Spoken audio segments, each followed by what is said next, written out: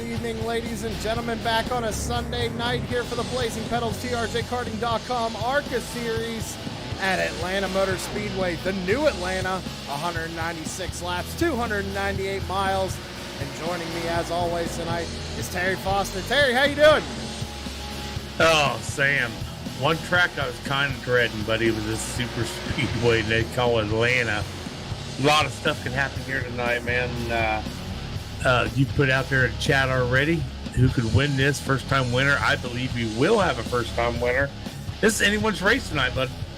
Yeah, everybody be sure to get your picks in chat, and also be sure to vote in our little poll there. Will we have a first-time winner tonight? With it being somewhat of a super speedway, it's very possible there could be a first-time winner here tonight. Someone who could lock themselves into the next round. And Terry, did you say you had somebody you wanted to talk to tonight? Yeah, somebody that's locked in for this, for last week, this week, and next week. One Mr. Who did I say I wanted? Derek Paulson. All right, let's bring him up. You got him. Hey, Derek, Sam, and Terry in the booth. Got us. Yep, I got you. So, bud, real quick, I'll get through this real quick. Man, you come in almost into this chase, just balls to the wall, man. You won 2 races in a row, being, Texas Pocono. Then Rockingham wasn't too horrible for you. Last week, you kind of sucked. Dude, you're the last guy right now. What do you have to do to keep yourself moving to this next round? Yeah, well, after my win at Pocono, I've been wrecked every race since. So it's been a bad stretch. Wasn't expecting to run into issues last week, but we did. They really, in my opinion, wrecked this track when they reconfigured it. So it's more like a small super speedway here. I just got to stay alive in this race to have any chance next week. I'm not sure what I'm going to do. I think I'm going to stay in the back, though I should get as many points as I can, but you get one wreck here, it's going to take out 20 guys. So, I just got to be smart. Yeah, right now you're 4 points behind Taylor Butcher Benjamin at the moment. So, sounds like you're looking for points tonight. And you answered my other question about the track. I did not get on this thing. Watching you guys practice, man, you go 3 wide, you better be holding on to something tight, because it doesn't look like you guys can fit very well. No, 3 wide don't work very well. You got to be very smooth in the corners if you're going to do 3 wide in the corners. It's like I said, it's a very tight, like Daytona-esque track, and it's pretty much wide open. It does get tight later in the run, so you might have to throttle it a little bit, but aero's a big thing here, and yeah, it's a new beast for all of us, really. Now 10-4. Well, bud, we'll get you back down to your team. I just wanted to kind of pick your brain for tonight about what that number 6 has got to do to keep that thing from still being on the bubble after we leave here tonight, because where we go next week, Milwaukee. So 190 laps down, or up there, I should say, next weekend. So we'll get you back down there, man. Good luck tonight. Yeah, thanks, guys.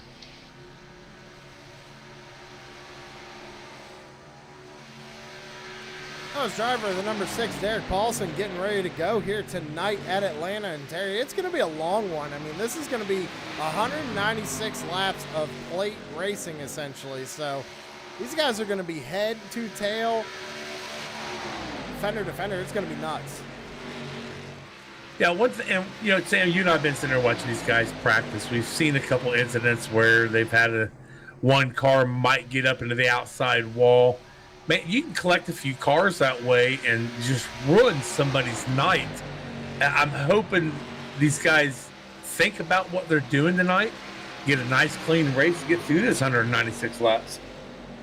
Well, with that being said, there are only a couple of minutes left here in practice as these drivers finish off their practice laps. We're going to go ahead and start tonight's pre-race ceremonies with tonight's invocation done by Jason Powell.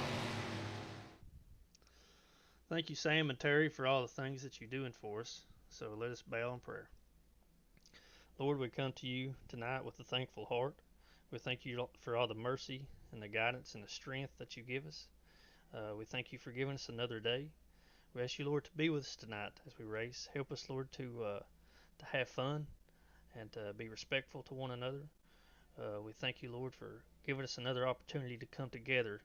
And we ask you, Lord, if there's one that doesn't know you and a free pardon of sin, we ask you, Lord, to soften their heart, prick their heart.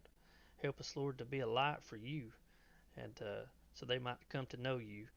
And help us, Lord, as we go throughout the week, Lord, to try to be a light for you, show people your way, and just go with us, be with our friends and our family.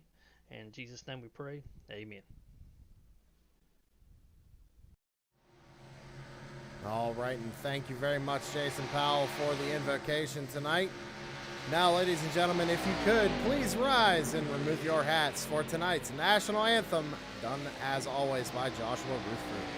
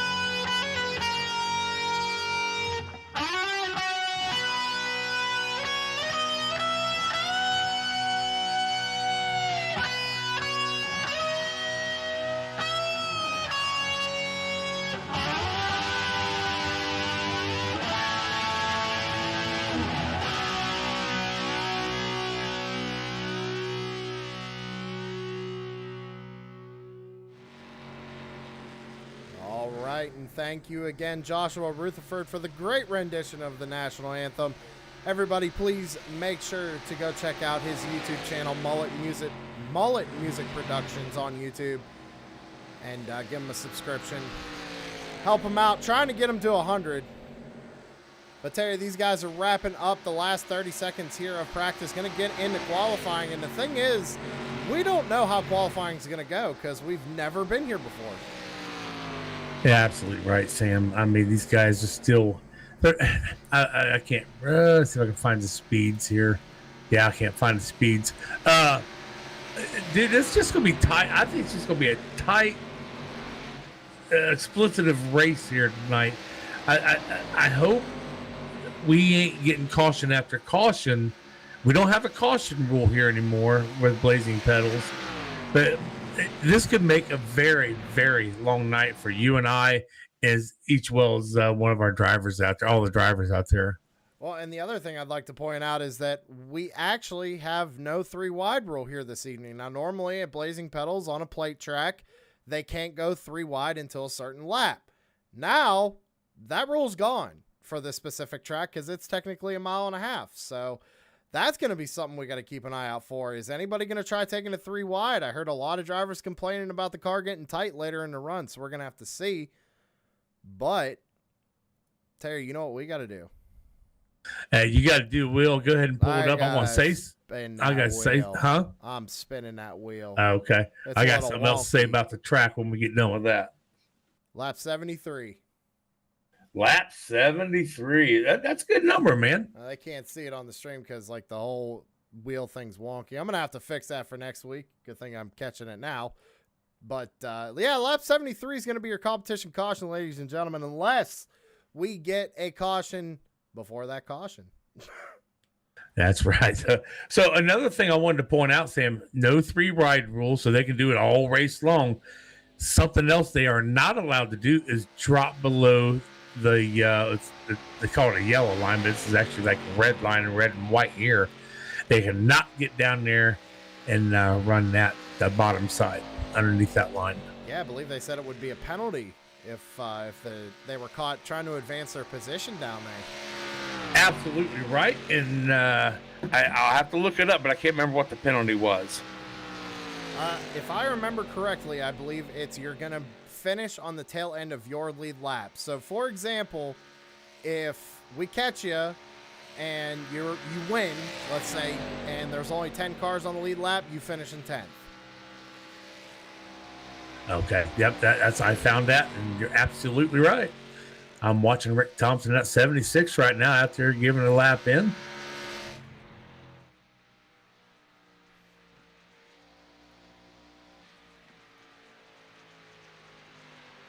See, I got Joshua Rutherford on camera right now. He just set P3. He's out there just turning another lap. I believe he's either finished or he's about to finish this qualifying run. We're going to keep an eye on him real quick. We got too busy talking about the track. Looks like he's practicing a pit stop. You might want to try it again after coming in there like that. He was a little sideways there. Well, now see, this is what I was wondering. We just saw Brian Zimmerman go below that line during qualifying. Now, is that going to be a penalty? Well, don't know.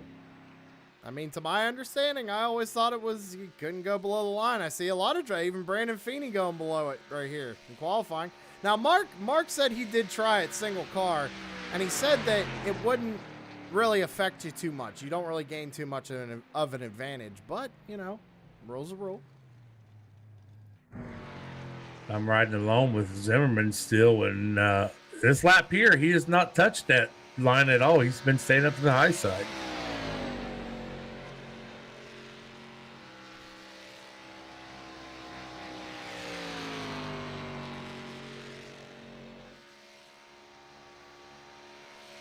Looking at Jason Powell out on track right now, sitting P11 currently.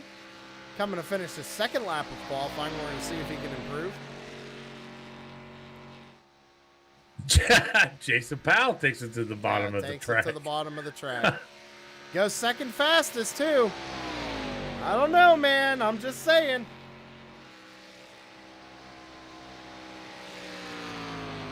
Doesn't seem like a lot of people have integrity. There you go. No integrity.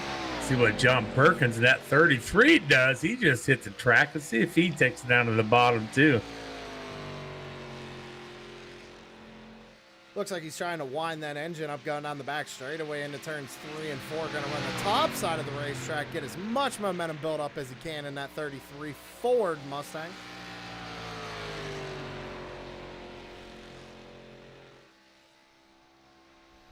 Oh, he obeys the rules. Good job, John. He's also on his first lap. I believe he's going to start his second lap here. No, he just started qualifying, so he's still trying to get wound up here.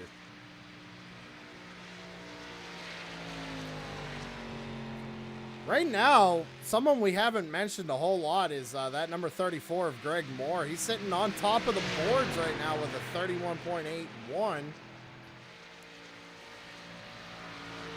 See who can take home the Michael Falk Racing Designs Front Row Award. As Brandon Feeney is on P3, Brad Lawson just goes P4. I think Perkins was kind of sandbagging a little bit there. Ran a 34.84 trying to get to the back of the field. Dakota Todd is out there right now. He just went P13 on the board, running his second lap. See how he does, see if he can improve.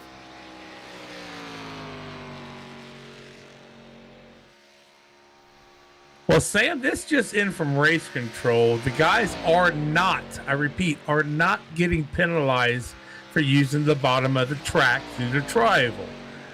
They said they're allowed to go ahead and use that, I guess, for qualifying. Seems kind of contradictory in my opinion, but hey, race control says what they say.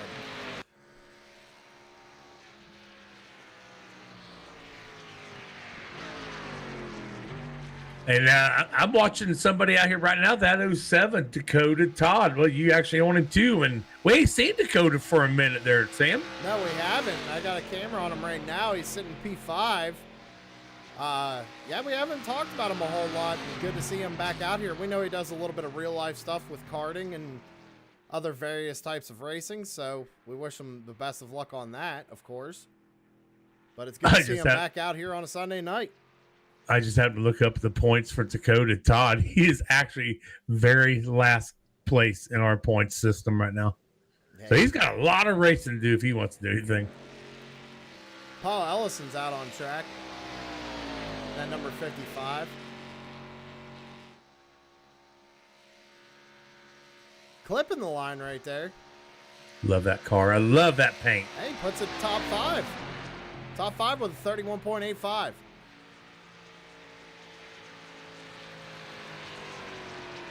you mentioned the paint scheme, Terry. Let's mention the artist behind it, CJR Graphics. Doing an amazing paint scheme here for Paul Ellison. He's been running that since Talladega too, I'm pretty sure. I believe you may be right on that, sir. Looking at the 44, Aaron Blockover. He's out there on track right now, Terry. Currently P17.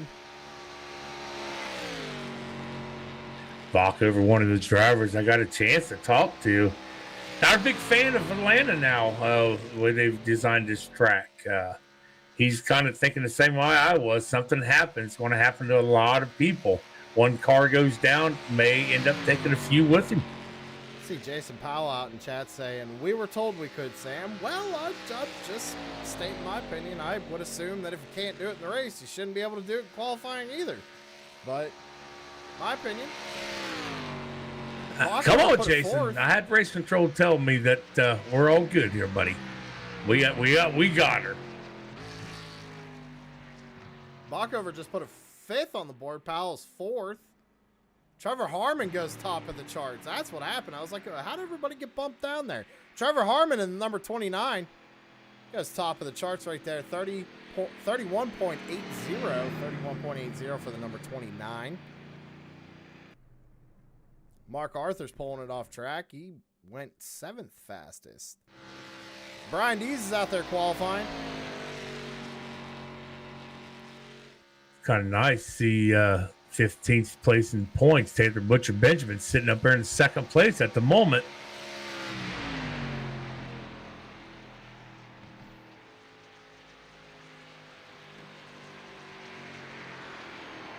Brian Dees is going to be good enough for 10th position on the grid as it stands right now. I see a lot of drivers elected not to take a time tonight, Terry. Yeah, I was kind of looking at that too, Sam. We got what? 9 drivers that have not taken a lap, and Dalton Kilroy being one of them. The thought was around the horn that Dalton Kilroy maybe got there, qualify, start up there in the front, and maybe drop to the back. Maybe dropping to the back tonight ain't going to be a smart move, Sam. As you know, as tight as it's going to be, it may not be a good idea to get up against that wall and try to back it down. Well, it's not even so much that is how much is 3 wide going to be useful tonight. I mean, we know that the car is going to be tight, like you said. Is it going to be difficult to drop to the back, putting these guys 3 wide in certain positions? So it's going to be really interesting to see when they actually do single file out, if they do, what line they're going to run, whether it's going to be down near that red line or if it's going to be near the middle of the racetrack. I was looking at the time of the 88. Did you happen to catch his qualifying time? I did not. It's like 42 seconds. So Jamie trying to start near the back as well. But one thing we got to do it quick today because I think they're only 1 lap to green flag here. We got to get through that grid, Terry, so we're going to go a little bit quick tonight. Trevor Harmon and Taylor Butcher Benjamin are going to be your front row award winners tonight, with Greg Moore starting in 3rd, Jason Powell starting in 4th, Aaron Blockover is going to be starting in 5th with Brandon Feeney to his outside in 6th. Mark Arthur is going to be starting in 7th with Paul Ellison to his outside in 8th. Dakota Todd will be starting in 9th position. Brian Dees is going to be to his outside in 10th, and Brad Lawson and Tanner Marr are going to be starting 11th and 12th. Matthew Robinson is going to be starting P13. We saw him push real well at the blast plate race we were at, so we're going to keep an eye on him tonight. Brian Zimmerman is going to be starting P14 with Casey Campbell in 15th, Joshua Ruthford in 16th. Dominic Lee is going to be starting in 17th with Kyle Wellman starting in 18th. Dave Seats is going to be starting in 19th, and Corey Rutherford is going to be starting in the P20 position. Mike Hamlin's going to be starting in 21st, with Brad Collins is outside in 22nd. Rick Thompson is going to be starting in 23rd, and John Perkins in 24th. Joe Alberico is going to be starting 25th, with Jamie Walker starting in 26th. Chris Carroll is going to be 27th. Philip Van Vliet 28th. Dalton Killer in 29th. Tom Roscoe in 30th. Derek Paulson in 31st. Bruce Pearson in 32nd. Corey Sherman in 33rd. Fred Thompson in 34th. And Amanda Sherman rounding out your field in 35th. And 35 cars, that's a lot to get through, Terry. Dude, I was sitting there waiting. I was like, well, he'll stop her in a second and holler at me. I was afraid they were going to start okay. moving and screw your timing and scoring up, so I figured I'd just run through it real fast. That's all good. So let's see here. Trevor Harmon, Taylor Butcher, Benjamin, Greg Moore, Jason Powell, and Aaron Baco. That will be our top 5. Out of that top 5, one of them is in the playoffs.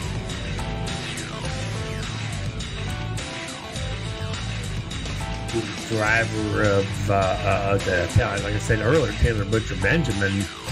And it'll be interesting to see what these guys do, man. Yeah, it's going to be one wild race for sure. I'm pretty excited, on the edge of my seat for this one. These drivers have never raced here before. I mean, I'm sure some of them have in maybe various other leagues or other cars, but here at Blazing Pedals, this is the first time. A lot of drivers trying to start from the rear. A lot of drivers saying they're going to start up near the front. Some drivers we normally don't see up near the front as well, starting up here, like Brandon Feeney, Greg Moore starting in 3rd. Even Trevor Harmon putting it on the pole. And remember, Sam, the 12 car Mark Arthur has to start for the pits tonight. That is correct, he does.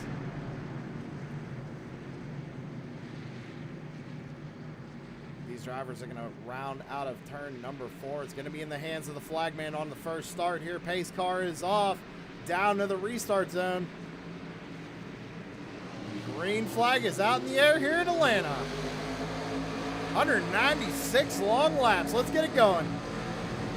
Kind of a slow start there on that leaders. They did not, I don't think they kicked off in their restart zone. I think they actually wait till the flag went. It looked like the Trevor Harmon might have got just the tiniest bit of wheel spin there when he got on the gas when the green flag came out, but manages the race lead going down the back straightaway right now. Everybody kind of giving each other some room here, trying to feel out what everybody's going to do. Nobody knows what's going to happen. This is the first time these drivers have been full speed with each other since practice with the full field. A rumor has it, and I've watched them in practice, that the draft on this track with these cars, you can be on somebody's backside pretty quick. Yeah, I also heard that. I was talking to a few guys before the race started, and they were saying the pull, like you were saying, Terry, just the pull you get on someone is insane going into a corner. And the thing is a lot of guys were also talking about tire wear. That right front going to be an issue here tonight. They're eventually going to have to start lifting, but while also maintaining this draft. Yeah, definitely, especially going into 1 and 3. If they don't lift, that car is going to drift up so much they could actually cause an incident hitting that car on the outside. These guys up front have decided to pretty much stay double file for the most part. Taylor Butcher Benjamin is going to be leading the outside line. Trevor Harmon still maintaining the pace on the bottom side. And Greg Moore doing a great job holding on to 3rd, now 2nd position on the inside lane. And Sam, we talked about the tires and the fuel and all that stuff, but I did talk to one driver today. He said after a full fuel run, he dropped 80%. He dropped down to 80% on his tires. So I think, yeah, you're right. Tires are going to be an issue. And a fuel run tonight, I mean, it's going to be 28 to 38 laps somewhere. So these guys got to be careful of these tires, 196 laps. Because it looks like we kind of had one car in the wall back there just a little bit. I believe it was a 20. Yeah, it was a 28 of Brian Zimmerman. He's losing a lot of time, a lot of momentum here. Going to drop back down in front of the 15 of Mike Hamlin. Joshua Rutherford sitting back here in P15. just kind of riding around. It seems like everybody's just kind of trying to find a good spot and just ride right now. Because the biggest thing, Terry, is going to be those green flag pit stops. What's going to happen? Yeah, these guys running 170, 175, even 178 there. That's fast to get down to I think, a 45-mile-an-hour speed limit to hit that pit road. Well, and the thing is it's not normal Atlanta, right? So you actually know you have at least 5, 6, maybe 7 cars behind you, too, that you got to worry about. And you can't exactly fan out like you would be able to at Daytona or Talladega. So a lot of communication is going to be have to done here in in-race comms with these drivers. Absolutely. They really need to be talking to each other, letting them know who's pitting, when they're pitting. That's going to be, I think that's going to be a key element for tonight. Well, the other key thing is I was kind of hearing some strategies being talked about, maybe only taking right side tires, maybe try and gain a little bit of track position. As you can see, it looks like it's pretty difficult to pass. I mean, nobody's really went for the lead right yet. I mean, we're only 7 laps in. It's a long way to go, but still, everybody being real cordial.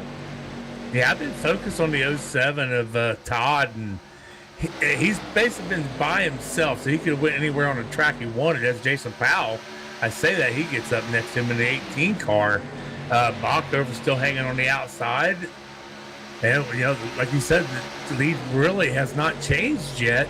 Taylor Butcher mentioned Trevor Harmon maybe switching back and forth a little bit. They're still 2 by 2 by 2 all the way back to pretty much about 10, 15 on back. You got Tanner Marr back there with Casey Campbell behind them. They're trying to maintain this front pack. I'm not sure what's going on. Let's go way back here in the back of the field. So you got Chris Carroll. You got Derek Paulson. Ty Morosco's back there. Mark Arthur, remember, he started from the pits. He's up in 24th position right now. That's a good start from Mark then, you know, for having to start like he did. I'm back up here at front watching a 38, watching a 55.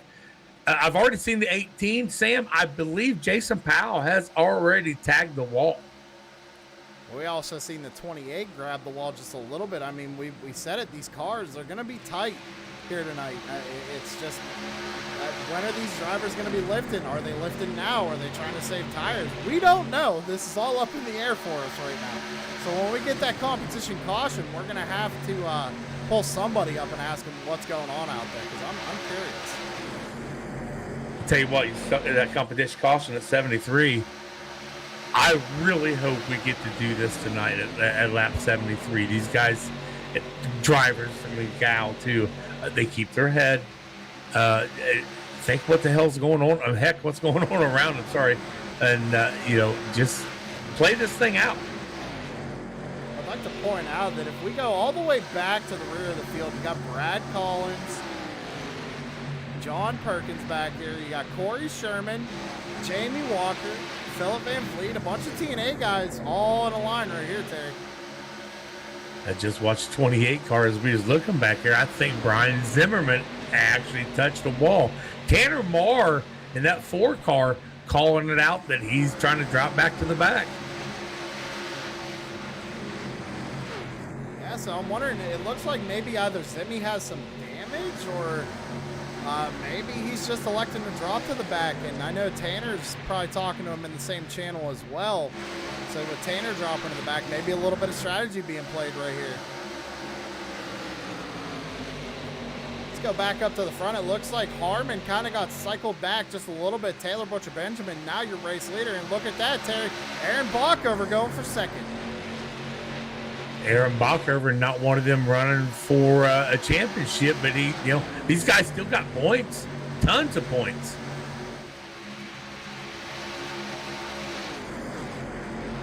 Jason Powell again up against that wall in that 18 car. We're riding on board here with Brian Dees because Terry, something interesting. We actually got a few people in the in-car cameras here tonight. And one of them is the Soul Stealer, Brian Dees. Let's bring him up here and go on board with him for a lap or two. There we go. See what he's seeing here. You can kind of hear him almost getting, oh, we got one in the wall in front of him. He's lifting, trying to give him plenty of room. But watching it here live. Watch him work that wheel. Listen to him work that throttle. That was a great move because he gave Ellison plenty of room there to come back down and drop back in line. It was real smart. Long way to go here in Atlanta. Yeah, I was just about to say the same thing about Ellison. Got up into the wall a little bit. D's did not run him over, so that is a positive thing. Well, we got a kind of a new leader, Aaron Bockover, with the front end of his car. Just got past TBB. I believe, yep, TBB takes that one. 15 laps in the books on lap 16 here at Atlanta. Like I said, that was actually really good to see. You saw, like I said, you saw Brian Dees get out of the gas there a little bit. You know what that tells me? These guys are racing cautious. They're not in a hurry, right? There's no need to get up near the front of that pack right now. What's the purpose, right? You got a long way to go. Ride it out, play your strategy, get them green flag pit stops done, and go from there. So, something would be interesting to find out, Sam. So, I mean, I'm just going to say these two drivers. We got the 44 Bockover. He's been on that high line since the start of the race. 10, Taylor Butcher Benjamin on the bottom side. I would love to see what these guys' tires look like after one fuel run. What the difference is between that high line and the low line. I mean, you'd think that low line has to lift just a little bit more, right? I mean, especially for, you have to keep that tight race car down to the bottom side of the racetrack. You don't want to push up in front, you know, and take somebody out in their left rear. So, I don't know, Terry. You might have something there. Maybe that low line might have a slight advantage on fuel. And the front has really not changed. But, somebody just went down. Yeah, Trevor Harmon, he dropped out of line. He's dropping way back. He's still on the bottom. Yeah, we got a camera on him. We're watching him.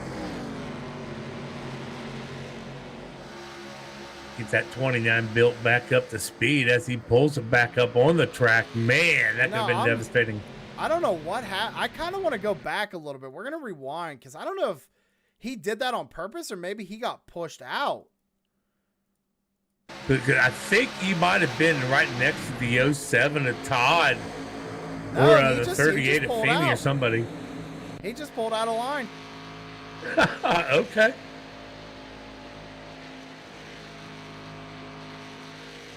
Taylor Butcher Benjamin right now leading, kind of making his car a little wide. Bockover, for some reason, has nobody helping him, trying to get up to him. Oh man, Bockover, big run on the 10, goes underneath. Looks like he's going to get him going into 3. Yeah, he got a good run there. Remember, we said they get amazing runs in these cars. But look at that. Taylor's holding on the high side pretty much by himself, Terry.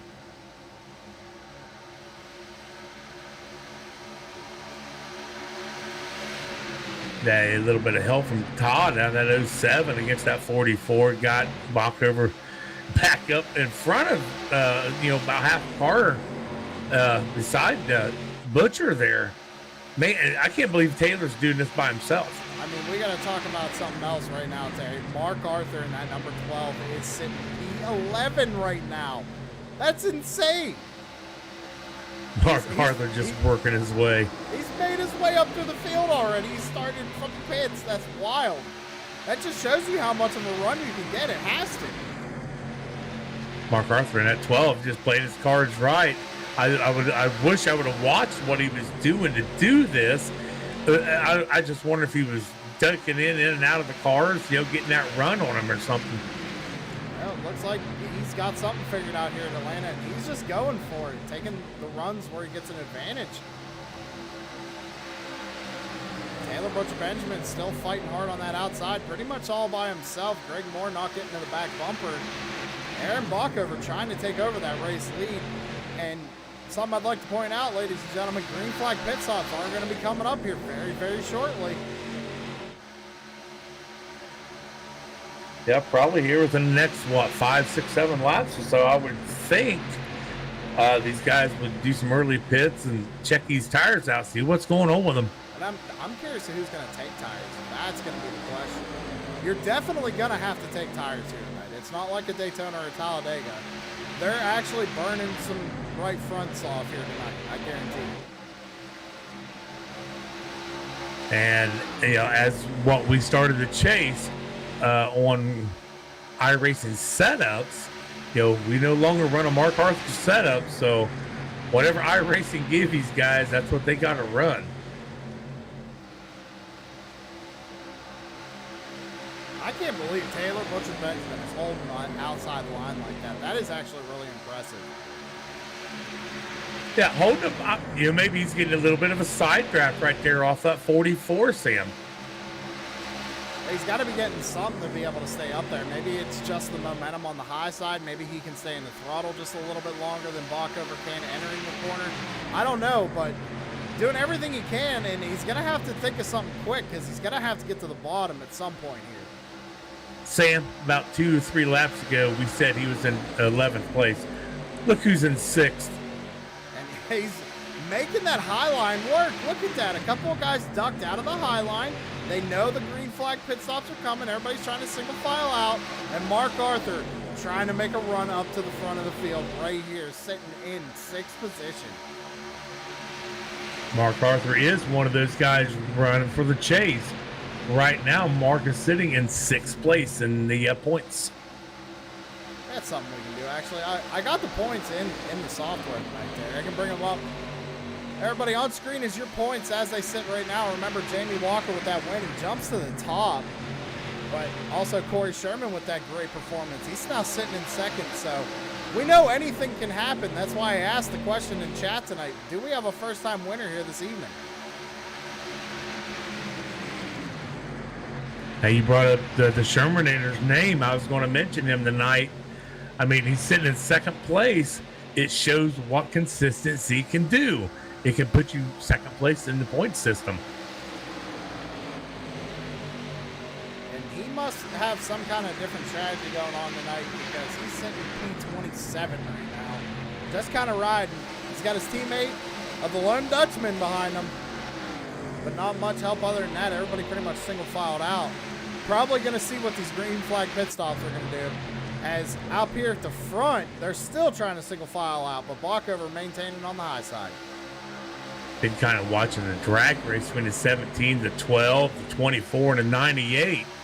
24 has been pushing the 17 of D's, trying to get him past the 12 of Mark Arthur.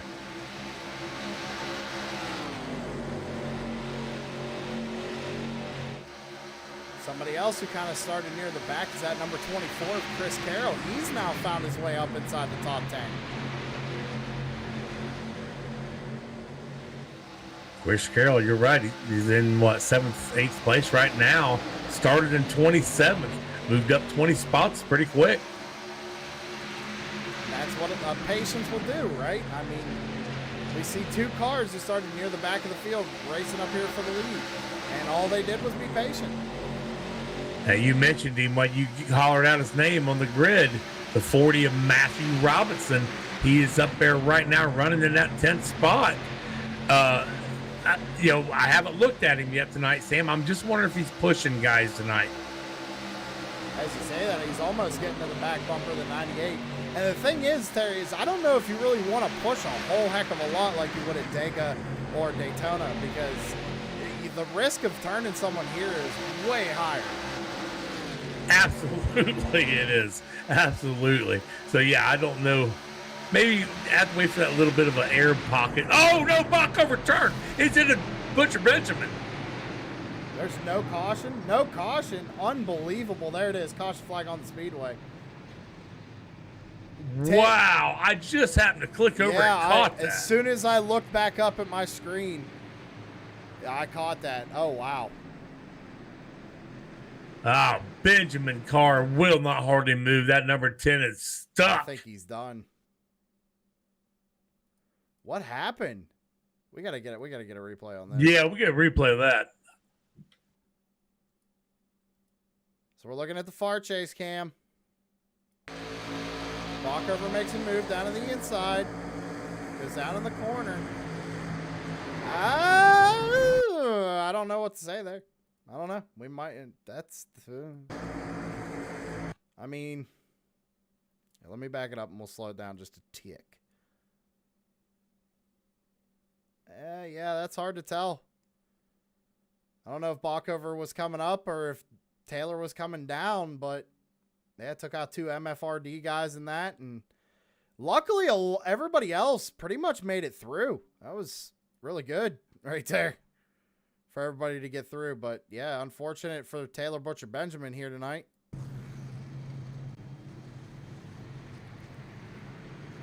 Pit stop's happening though, Terry. What do we got?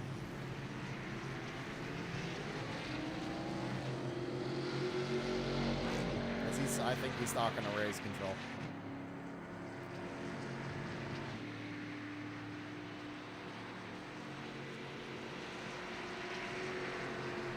Pit stops are done. Let's go ahead and bring somebody up. I want to bring somebody up. And I'm going to bring this driver up. Mark Arthur, driver number 12. Sam in the booth, you got a copy. Yeah, I got you. Hey, man, listen. We had to talk to you because we know you had the penalty at the beginning, right? And now you're sitting P2. What's the secret to get up there, man? Don't be a wuss. I don't know. Everybody else is kind of laying back, seeing what it'll do. I just told them I just wanted to go as hard as I could and see what the tires look like and go from there. So do you think you got a shot to win tonight, or do you think it's pretty much anybody's game with it being sort of a plate track? I think it's pretty much anybody's game. I mean, we see a lot of people up front that aren't normally up front. A lot of people in the back that aren't normally in the back, so I think they're just kind of waiting. All right, man. Well, it's been impressive it's been pretty impressive to watch it run up through the field like that. We'll let you get back down with the team. Good luck. Yeah, thanks. Well, we'll see what happens here. I didn't take tires, so I might be a sitting duck. We'll see. All right. Well, be careful out there. Thanks. That was driver the number 12, Mark Arthur, and maybe Terry's got some info from Race Control for us. Still nothing. All right.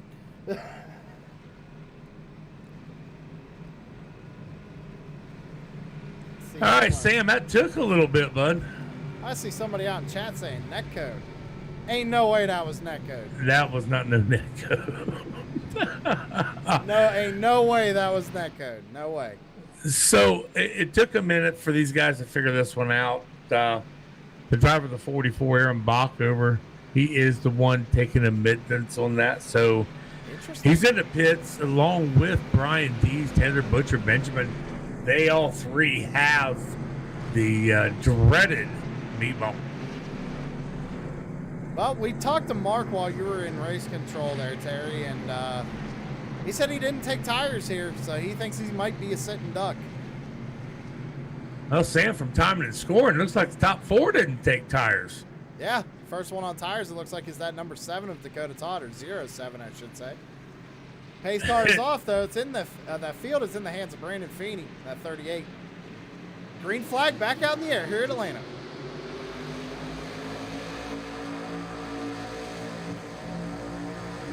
I tell you what, Feeney got a heck of a jump there. They're going to go down in turns 1 and 2, but he doesn't want to get way too far out, or else they're going to come with full head of steam, just like at a plate track, and blow right past him. Yeah, as we see Devin Lee at 98, he's already, he was starting to pull on the 30L. He still is. Here he comes. And Feeney, you noticed him. He was working both lanes right there. Wasn't sure which one was going to have the momentum.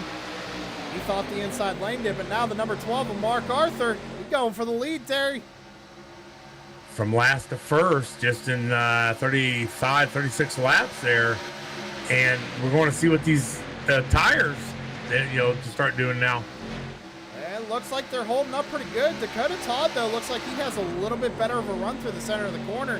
He dropped down to the bottom side of the racetrack on the inside line, trying to make a move.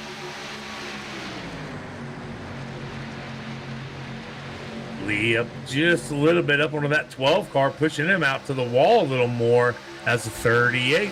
Brandon Feeney kind of trying to get some separation on these guys. Let's go a little bit further back in the field here. We're going to look at Jason Powell. Running kind of by himself, but more or less a few cars back. You got Amanda Sherman. She's making her way up there, Terry. That's good to see out of that 8 car. I was kind of looking at Jason Powell's numbers, 19.6 in the pits. he got tires. He probably had to fix a little bit of that damage he was getting from them walls. Oh, I'm sure. You know it's going to be a little bit of aero sensitive now with it being a plate track. Oh, yeah, you're right. Also, remember, ladies and gentlemen, that competition caution that was supposed to be on lap 73 is now gone. No more. Not going to happen. Mark Archer looking for the race lead once again. He's got Matthew Robinson right behind him. Almost a little bit of contact there between the 12 and the 38 in turns 3 and 4. Oh, that was really close. I'll say, don't look now. That 4, Tanner Marr, starting to catch up into this pack. Hey, he's up inside the top 10. Brad Lawson up inside the top 10. Brad Lawson, also a points runner or a championship runner here this week for these 3 races. And remember, everybody, anybody with one of those yellow banners on their car is in the playoffs.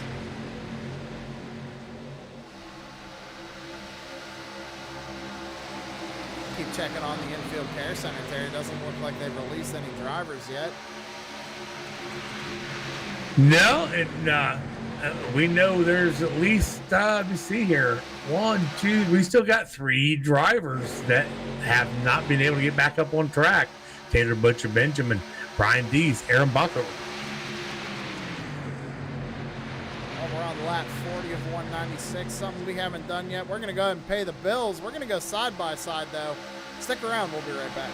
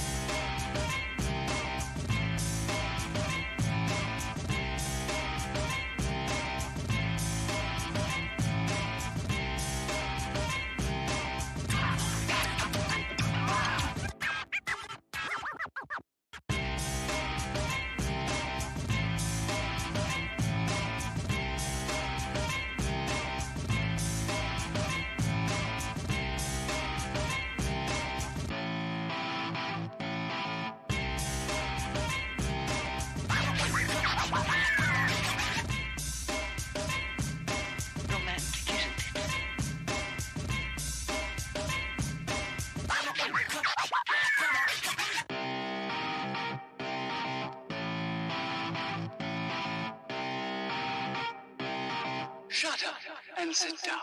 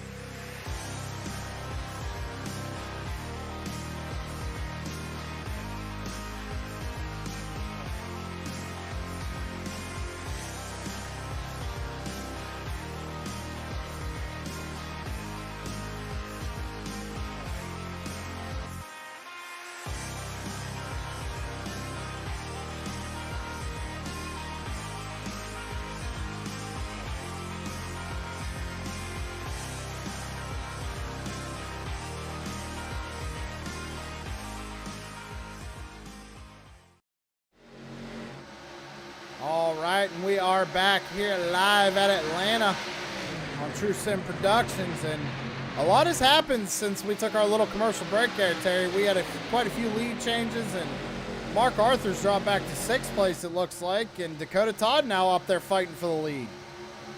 Yeah, I'm just wondering if those tires of Mark Arthur finally said, you need to slow down, bud. One thing, Sam, I was doing while we was on commercial, I was jumping in these drivers' cars, at least up to the front. These guys are starting to lift just a little going into the turns. Well, we talked to Mark there under that caution, and he did say he didn't take tires, and now we're seeing the drivers who didn't take tires kind of struggling just a little bit. It's happened to watching the 40 of Matthew Robinson also for a little bit.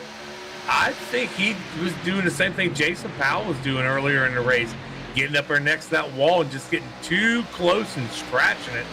As he's going by the 07 at Dakota Todd, just made easy work of it. Dakota Todd getting that run on the outside again, trying into the wall just a little bit. I heard him hit the wall. It doesn't look like it's going to affect him too much there, Terry, but I definitely heard him scrape that wall. Yeah, same thing here. Look now, Tanner Marr, that number 4, he's in 3rd. He took tires, something that we can mention there. Everybody last pit on lap 32. So pit stop's probably coming here shortly, I imagine. I would think the ones that didn't take them might do it this time. What do you think? I don't know, Terry. Now we're under green flag conditions. That's going to be a real good question of what people are going to do. You don't want to lose a whole lot of time. Tanner Marr puts his number 4 machine into 2nd place.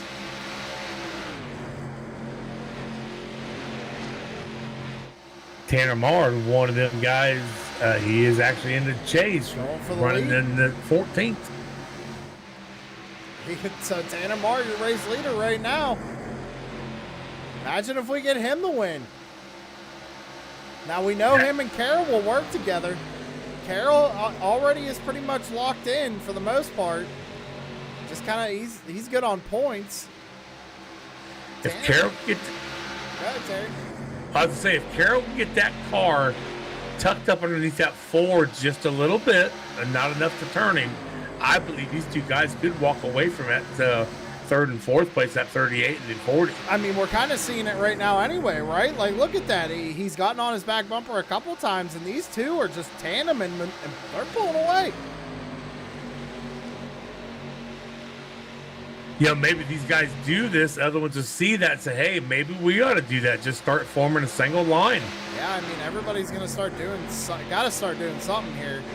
I mean, it looks like they're pulling, but then they start gaining back. I mean, it's almost like they're maintaining that gap, right? Like they're not, really, as you see the 38, he's starting to pull back up on them. And now you see Mark Arthur, Jamie Walker, they're all starting to get back into the mix.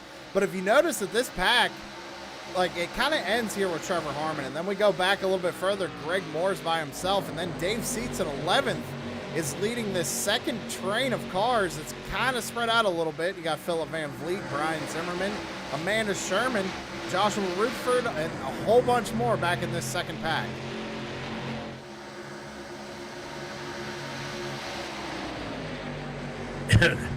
Watching Tanner Marr and Chris Carroll. Carroll gets up there, gives that 4 a big old shove. I mean, gives him a nice shove where he walks away from Carroll. Then Carroll sucks right back up to him and does it again. Well, here's something else to point out. You notice how Tanner's not really getting all the way to that red line. He's kind of staying up off of it just a little bit, maybe trying to maintain that speed. And you notice these guys who are single file, they're just pulling away. Yeah, I think they're finally catching on that single's going to be a whole lot better than trying to run double file. Yeah, because you notice that 2nd pack right behind him, Mark Arthur, looks like he's dropping out of line, maybe to push Jamie. They're trying to sort themselves out, get single file here. You know, something we have not talked about at all, and now we're watching Chris Carroll and Jamie and Mark on his guys. Are the cars going to get hot? We know they kind of do at Dega and Daytona. Oh, I would imagine they would.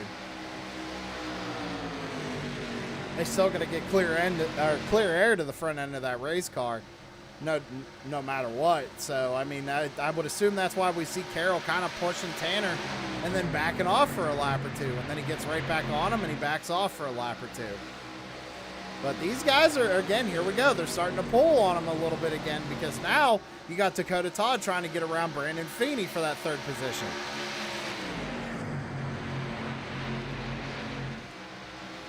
I'm just sitting there going back through the back of this field, and man, these guys are just minding their P's and Q's just so pleasantly, I guess I could say. Yeah, I mean, nothing going on.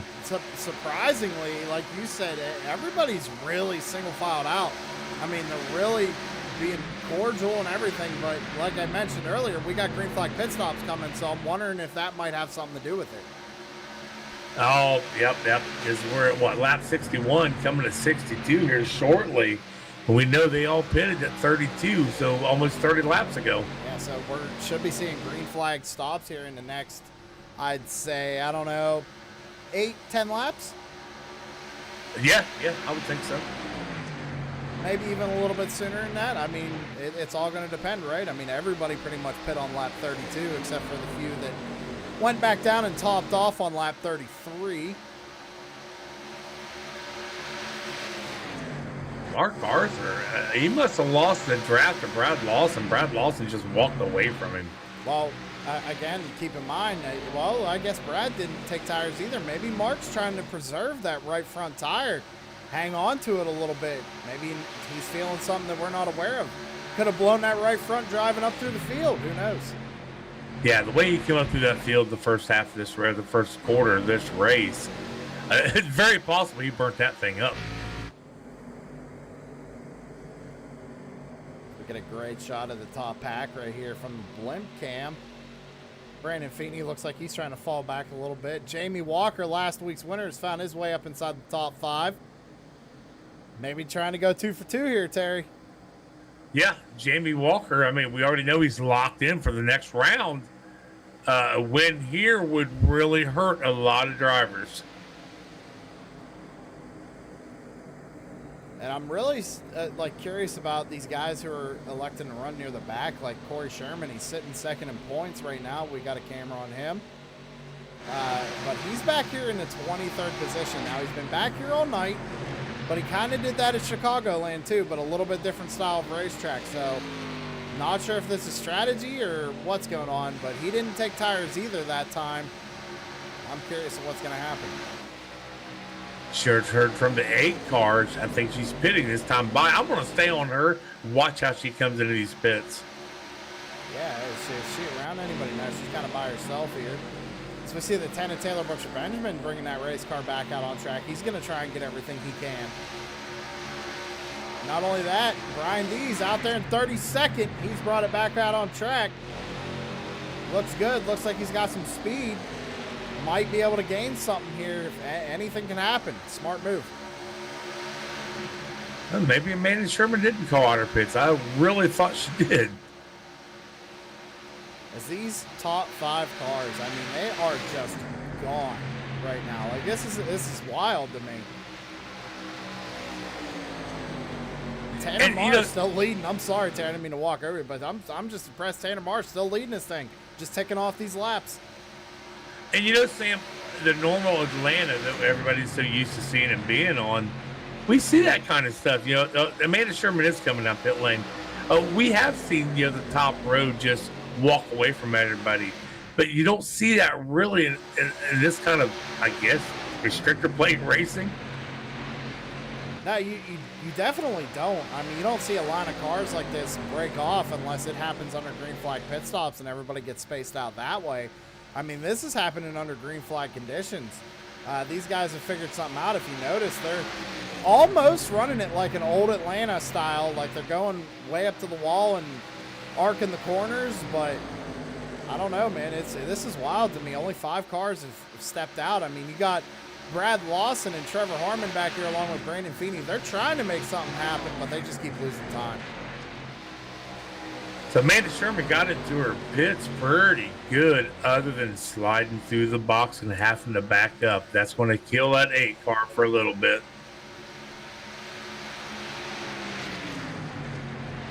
So again, the question is when will people start to pit as we see the MFRD camp right here? Ty Morosco, Derek Paulson, Dalton Kilrow, they're all working together around Dave Seats and Mike Hamlin.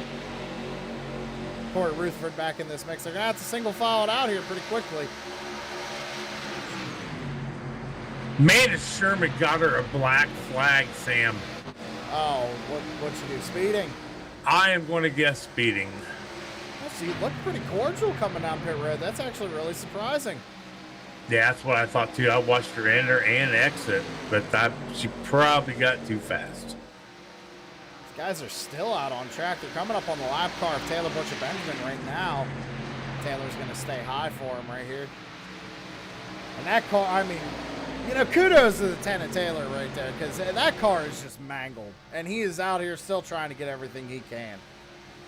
Point's a point, right? That's just it. All right, so the 24, the 07, these guys up in the front are starting to call out their pits.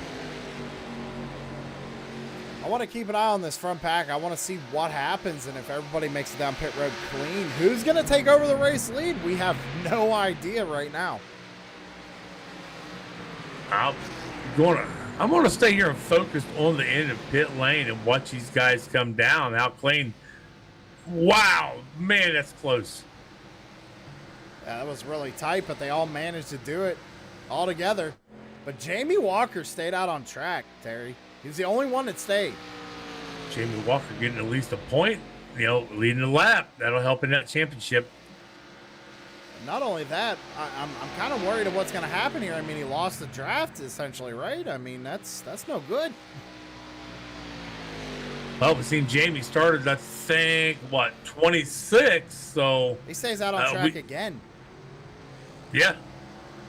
Wow. Yeah, normally you'd see him, you know, the draft come in to play. You see him stop the next time. Like maybe he missed the call out of everybody stopping or what, but no, Jamie Walker keeps it out on the racetrack. Tell you what, these guys come in tight on this track, coming down the pit lane, Sam. But, man, everybody's nice and clean, getting into their pits, hitting their spots, getting them tires, getting a little bit of fuel or just getting fuel. So, awesome job of these guys. So Jamie Walker brings it down pit road. Now it puts it in the hands of Ty Morosco, Derek Paulson, Dalton Kilrow. They're now the top three. They all last pit on lap 33, so maybe we're saving a little bit of fuel trying to get up to the front of this thing. I'm riding aboard the fourth. Tanner Marr. I'm going to see what kind of transition he has to do here to get back up on that track. You got full speed cars coming up behind him, most likely. Good clean entrance there, Tanner. Pit road to Tanner. He was on pit road there for 49 seconds. Oh, I did not catch that. Wow. Yeah, because he would have came out with Carroll and all them, and they've already been out on track for a minute. Dalton Kilrow stays out on track. His teammates pit, and he stays out on track. Dalton Kilrow running fifth in our chase right now. Dalton Kilrow looking for some points for himself. I'm trying to keep up with everything right now, Terry. I mean, Dalton's going to bring it down pit side right now, but that's interesting. Not even coming down pit road with his teammates, locking him up. Ooh, I'm wondering if he sped right there. I'm kind of watching to see if he gets a black flag on him or not. Yeah, I'm curious of that as well. Right now, though, Terry, Chris Carroll's going to take over the race lead because pit stops have cycled through, with Tanner Marr possibly having a penalty right there, and Dakota Todd second, and Jamie Walker got a pretty good gap to him back to third. I mean, for an Atlanta race that's supposed to be a super speedway, this is pretty spaced out. Yeah, it's definitely turned out a lot different than I really thought it was going to be. I think these green flag pit stops played a huge role in that. I mean, this is, again, nobody knows what's going to happen. We've never raced here before, so strategy's kind of up in the air. And now I'm curious because you got drivers like Ty Morosco in that number one. Last pit on lap 74. Chris Carroll pit on 71. So they got 3 lap fresher tires right now. And Chris Carroll did not take tires. So I mean, there's so much different stuff going on right now. I don't even think we can keep up. No, man, I am searching everywhere, looking at everybody, trying to, and this is crazy, man. I mean, again, I didn't think this race was going to turn out like this. I figured we have really bad pack racing, and you know how that can get. Yeah. These guys are getting spread out really good. I think it's the variation of different tire strategies is what's going on here. But I say that, and we have somebody who didn't take tires that last stop.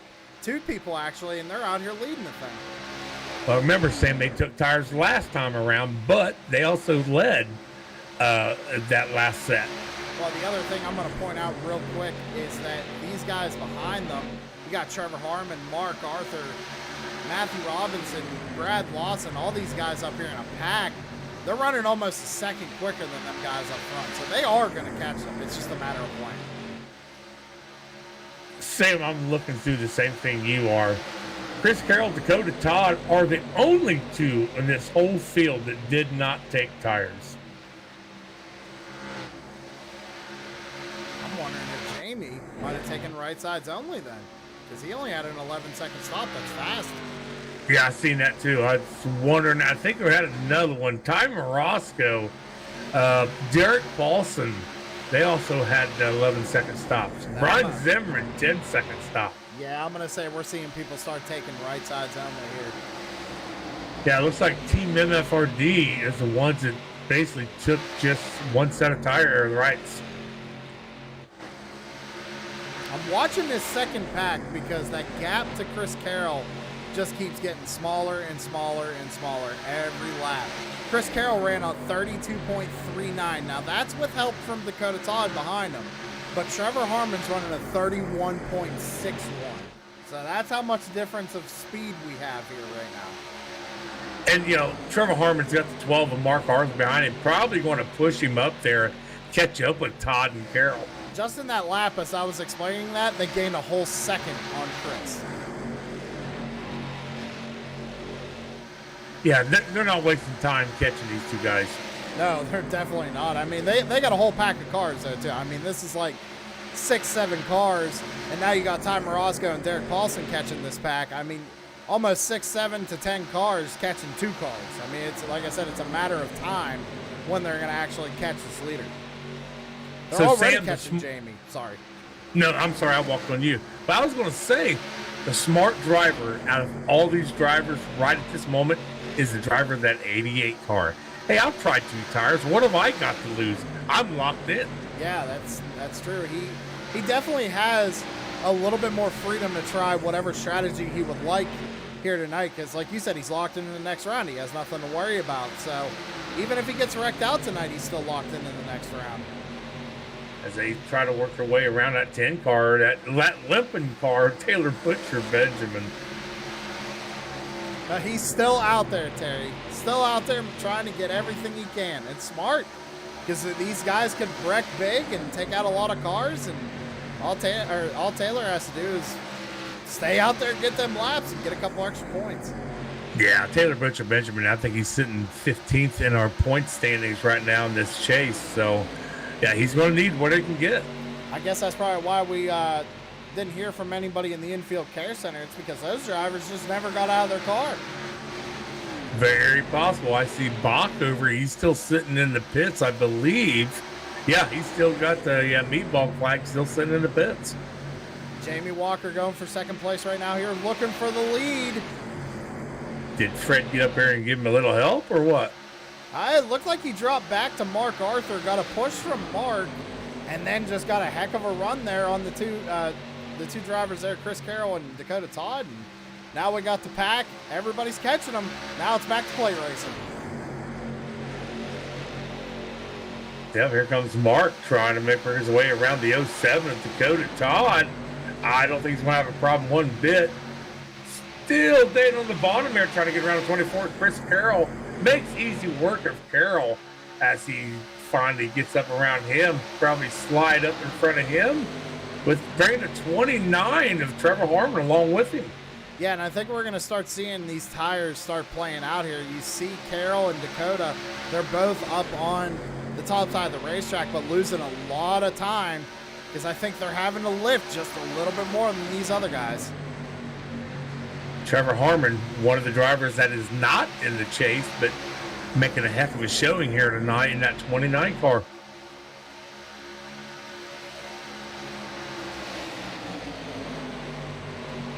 Well, that being said, we're going to go ahead and take another quick commercial break. We'll be right back. Stick around.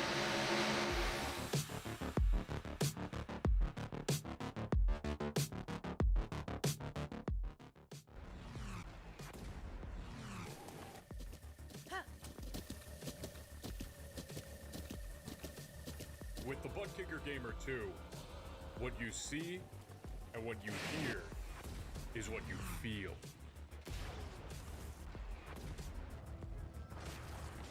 Butt Kicker. The future is feeling.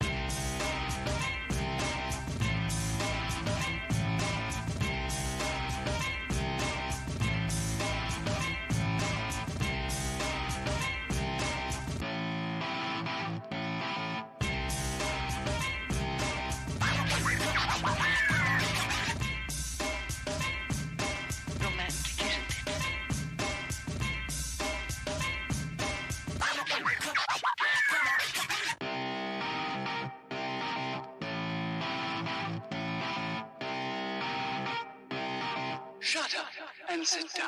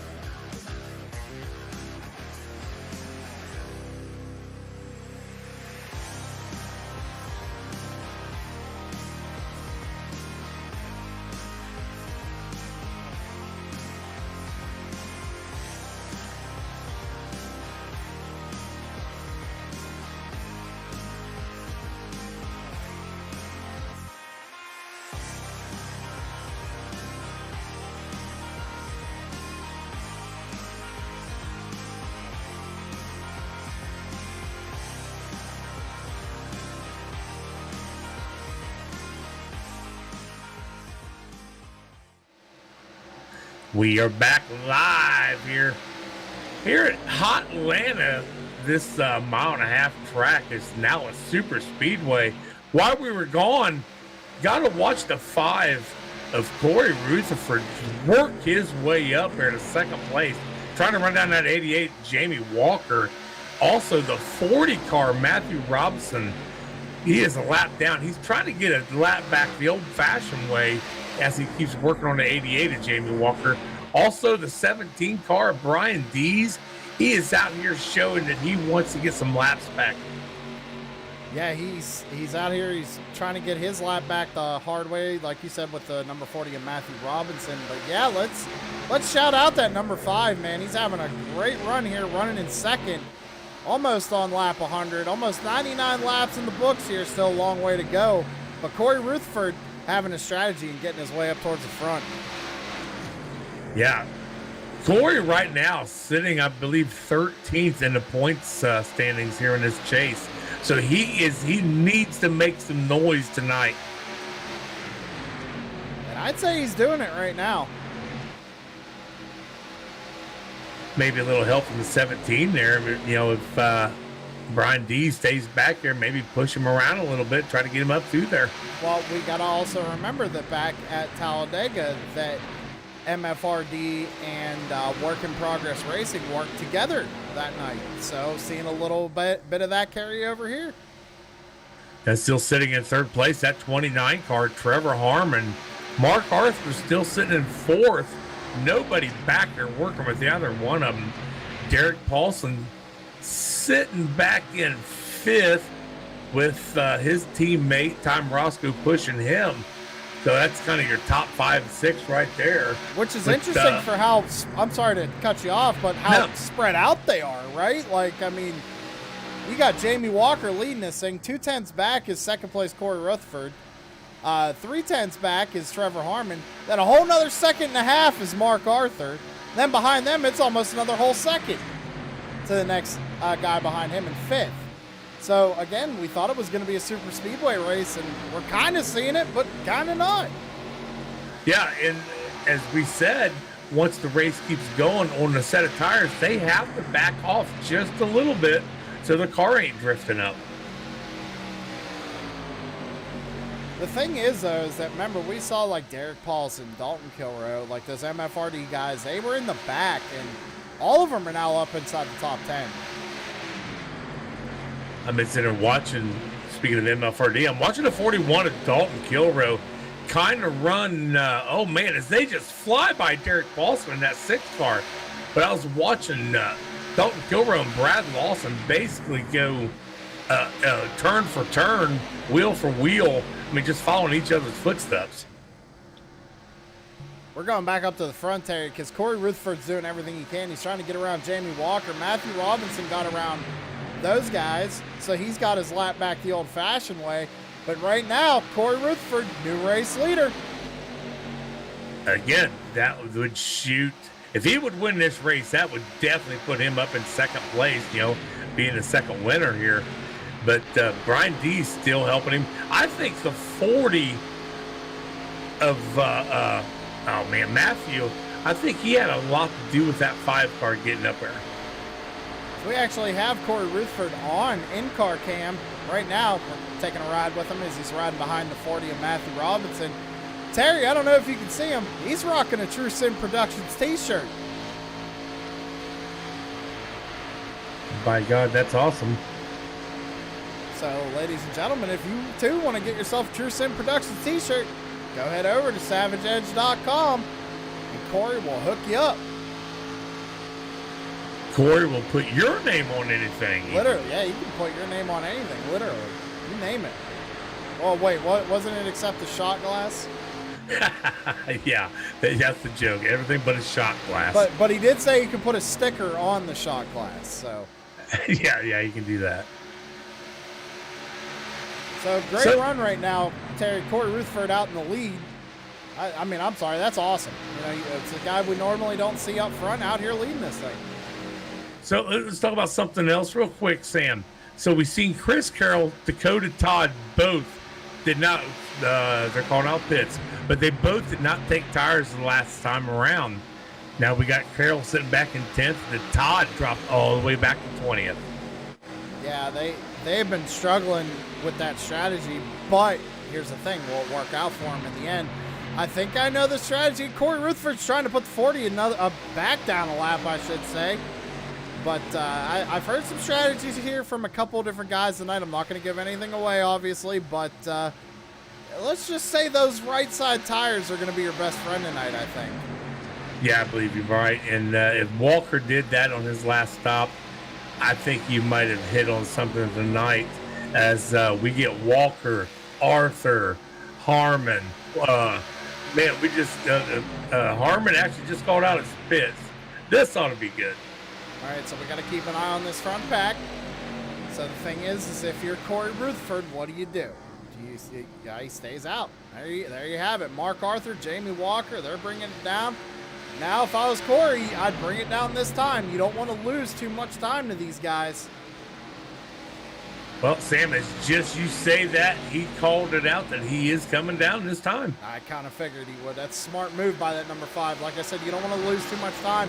Maybe that's 17. Maybe he'll go with him. Doesn't look like it, though. Looks like he might. Yeah, looks like Dees is going to leave him hanging. Corey's coming down by himself. But that really hasn't affected a whole lot of people tonight. We've seen a couple of people come down pit road, and they've been stuck by themselves, like Jamie Walker, still running up inside the top 10. So anything can happen here tonight. Yeah, I'm riding along here with that 5, see what he's going to do with this pit stop here. Being there for a minute, I believe he is getting tires. No, that is a fuel-only stop, I bet. You think so? 11 seconds. That's a long time for fuel only. Well, it might have been right sides then. Maybe he got hit something to see what Jamie did. I'm thinking he took right sides. I was on the side of him, so I need to get behind these guys to see what side of the cars lift up, I guess. Tanner Marr coming with a full head of steam. He's looking for the lead. Oh, he had to get out of throttle there to not run into Ty Morosco, but man, he came with a full head of steam. He's not even battling for the lead. He's just trying to get his lap back right now, Tanner Marr. Yeah, Tanner Marr actually showing, I believe, 3 laps down, I believe. Yeah, in 29th, but, I mean, he came with a head of steam there. Derek Paulson is your race leader as of right now. Ty Morosco running second. Remember, all these MFRD guys, they all stayed out a little bit longer than the rest of the field. Here comes Jamie Walker with Brian Zimmerman behind him. Jamie Walker on fresh right side tires. Jamie Walker had a nice head of steam coming around in 41 of Dalton Kilroe and the one of Ty Morosco. I think he got stuck there behind Derek Paulson in that 6 as he makes his way around that car. Yeah, I mean, the runs that people are getting tonight are just tremendous. Like, it's insane. I mean, Jamie on them new tires, look at that. He's pulling away by himself.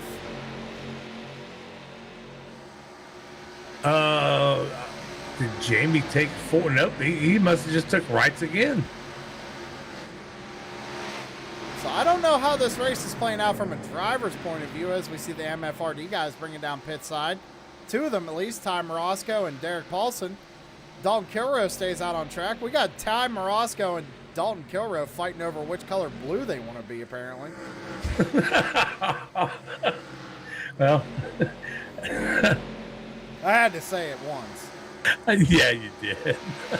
I mean, come on. You got I don't know. You got Dalton running a blue, and then you got Ty running a blue. What do you call that? Is that like a teal, maybe an aqua, or something like that? I'd say more of a teal. Yeah, we got a teal. drag race here between the 1 and the 6. The question is who's going to give here?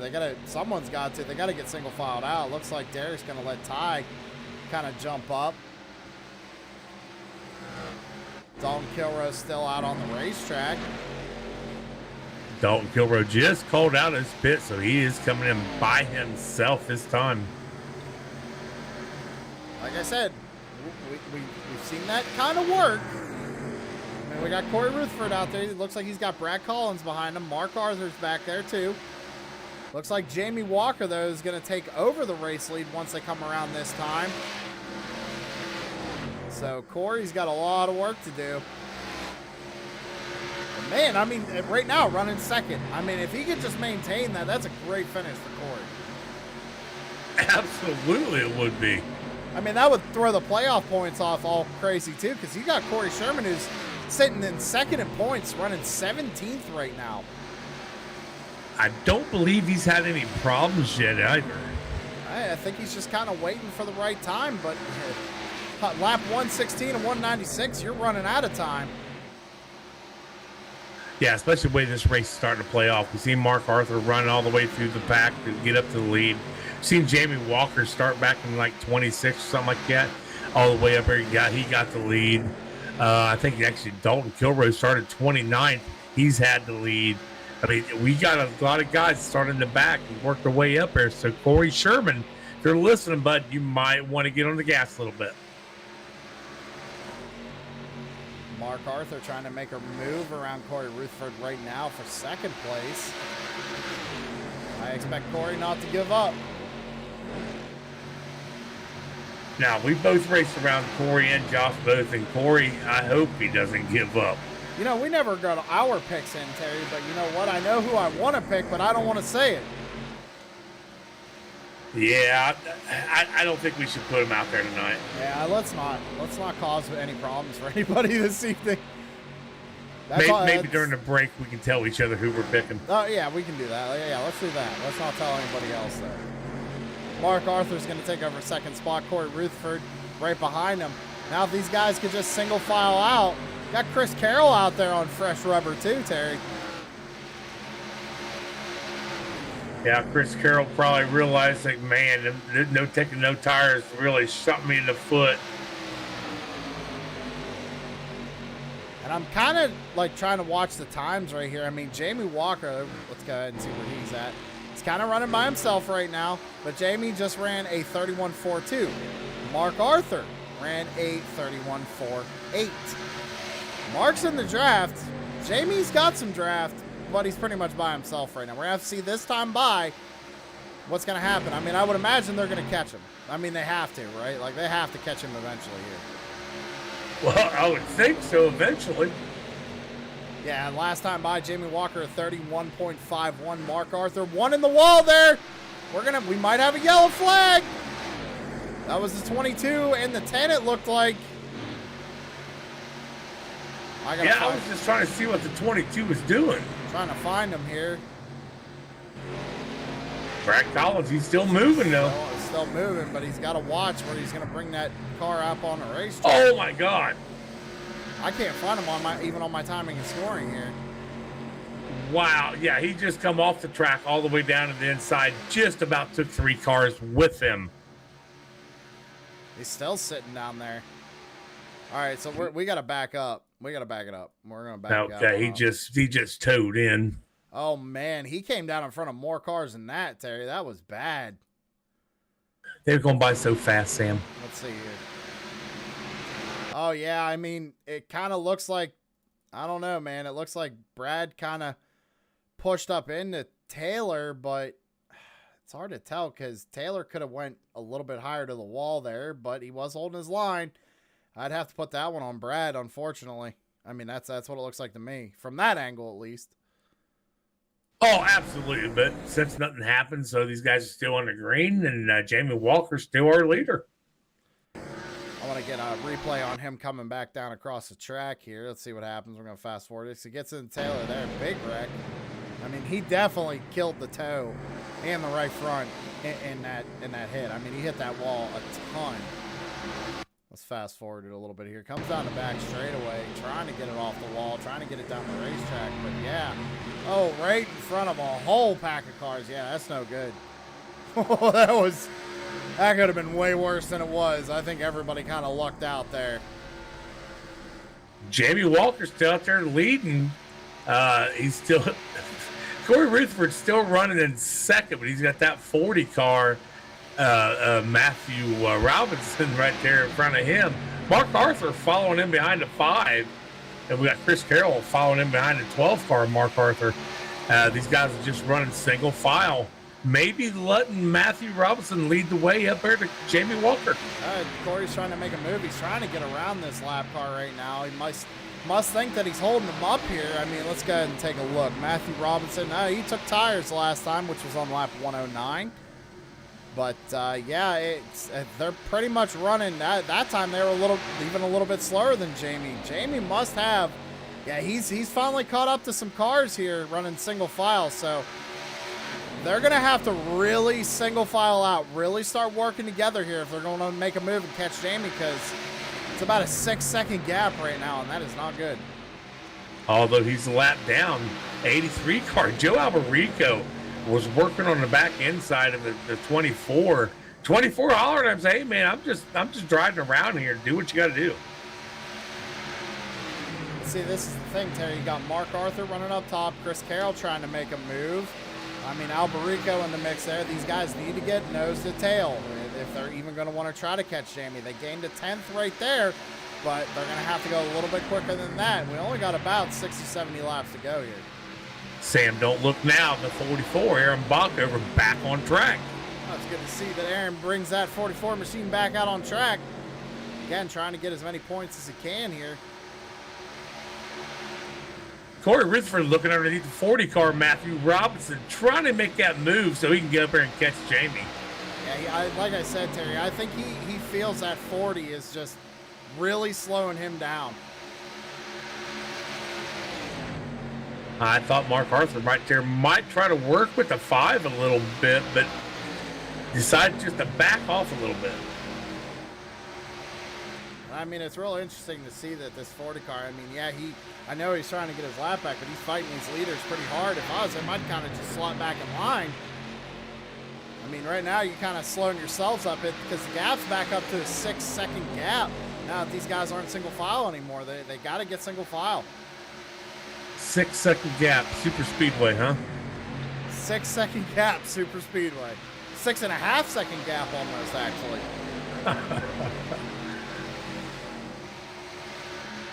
I want to actually go up and see Jamie. Like I said, he's in the midst here. He's got Joshua Rutherford behind him, trying to get around Fred Thompson. But the thing that's helping him here is that they're all single file. He can just work that draft, trying to keep that momentum up. Mark Arthur is pushing Corey Rutherford right now. Joe Alberico trying to get in the mix here. As Terry said, he's a lap down. Chris Carroll's going to slot back down in line. And that's just what they need to do right there. Just get in the line and just stay there. Yeah, that'd be a smart thing to do, especially right now. I mean, we still got 68 laps to go or so, 66 laps to go. Alberico. I was just going to say, Terry, that time by, Jamie was still just a little bit faster than these guys. But now, here we see it. Corey Rutherford, Mark Arthur, Chris Carroll. They're all linked up, single file. Let's see what they can do. I think Joe Alberico decided not to play with these guys tonight. Being a lap down, that maybe next week we'll try it again. I don't know.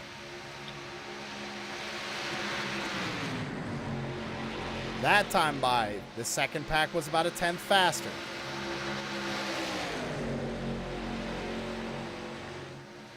And pit stops are going to be starting here in about 10 or so more laps again. But we got a bee's nest back here with John Perkins, Dakota Todd, Corey Sherman, Philip Van Fleet, oh, wow. 41 at Kilrow. Man. They're all double file. They're all trying to race back up. They're trying to catch Jamie. I mean, I seriously feel like Jamie lucked out. He is stuck in the midst of lap cars right now, but that's actually helping him. Yeah, Jamie's probably getting a little bit of that draft, I'd imagine.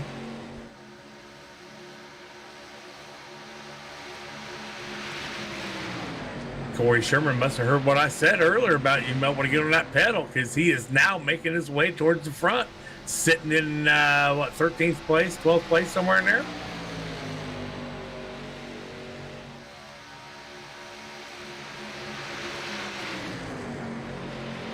I'm just keeping my eye on the second pack here, Terry. I'm sorry, I'm watching times. Jamie Walker, that time by, about a 10th faster. Now you watch that, bud. I'm going to sit back here and watch this little bit of a race we got between the The 07, the 76, 389, 41, 33.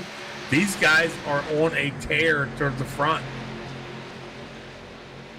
I'm wondering if somebody might be listening to the broadcast because look, Terry, they all single filed out. I mean, it's only taken, what, 130 laps probably? 134, but who's counting? Well, I was giving them the benefit of the doubt.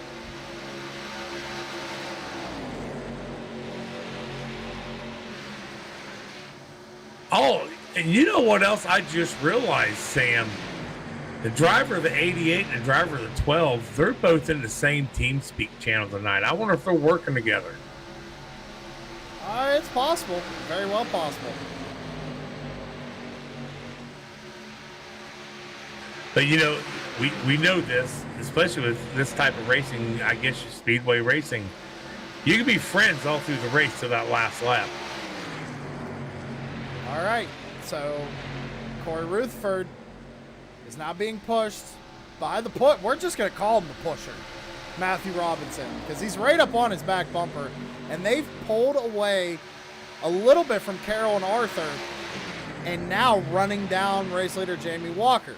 Jamie Walker last time by a 32.21. Corey Rutherford, 31.79. So about 0.5 faster a lap now.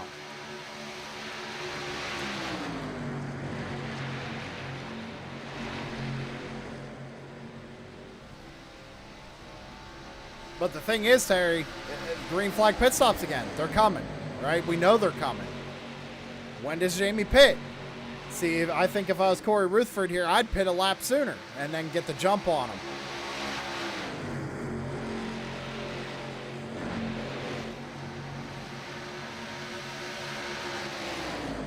Sorry, Sam, I had to make an adjustment to my computer real quick. You're fine.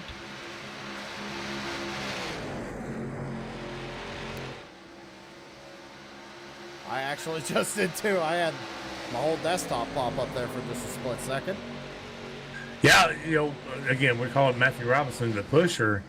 I tell you what, I have not seen anybody push like this guy does. Granted, he's only been in a few of our races, Talladega, here in Atlanta, and actually, I think he was doing pretty good last week at Chicago. Yeah, he had a good run going last week, but I can't remember exactly what happened to him. But definitely had a good run going for sure. Definitely a great pusher. That's why I think we're going to nickname him the pusher.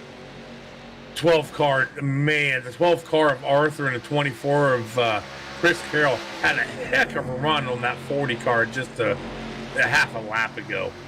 So I'm looking in the chat, and I'm seeing our little poll there, Terry, that I put up. First time winner tonight, right? 20 votes, split right down the middle. Huh. I need someone else to make a vote. Jamie Walker coming up on that lap traffic. We're still working on that lap traffic right now. Got the 4 of Tanner Marr in front of him. Oh, no! Corey Rutherford gets turned. He gets turned by the pusher. Oh, a bunch of people. Oh, my God. Wow.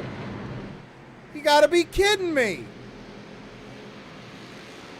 Well, if anybody wants to know now, that was my pick. Well, Corey looks like he's running okay, so we'll see. It didn't look like he got hurt too much, but man, that just seemed. We gotta see what happened there. I don't know if he got on the apron. Well, Sam, I'm hearing a lot of chatter, and it's from the back of the field. He got on the apron there, Terry. That's what happened. Well, something else we need to look at is Phil Van Fleet and Dalton Kilroe. I hear a lot of chatter out of the 89 and the 41 right now. Let's see here.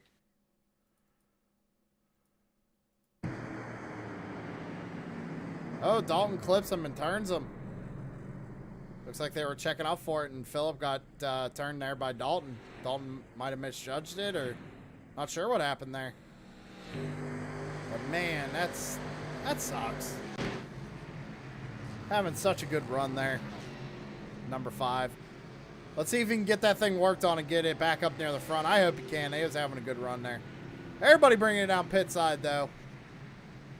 And that's going to change everything. Everybody was so spread out. I'm looking on the in-car cameras here. You can see the frustration on the number 5's face. He's very, very frustrated.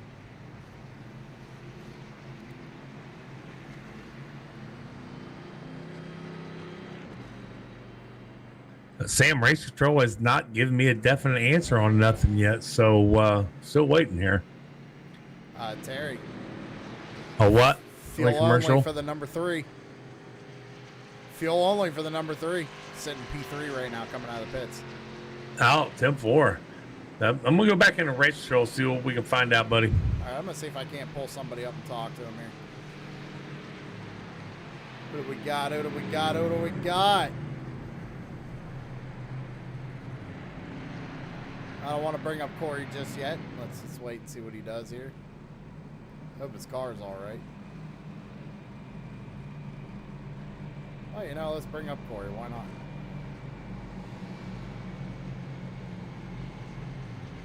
Corey Sherman, driver the number 3 at Sam in the booth. You got a copy? Yep. Oh, well, I didn't know you were going down pit. Well, let's go down pit road and we'll bring you back up here.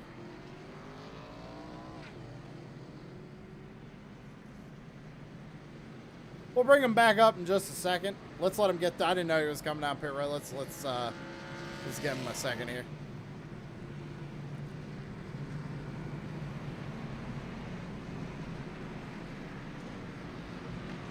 Let him get off pit road so he can pay attention to that speed limit. Doesn't want to speed here.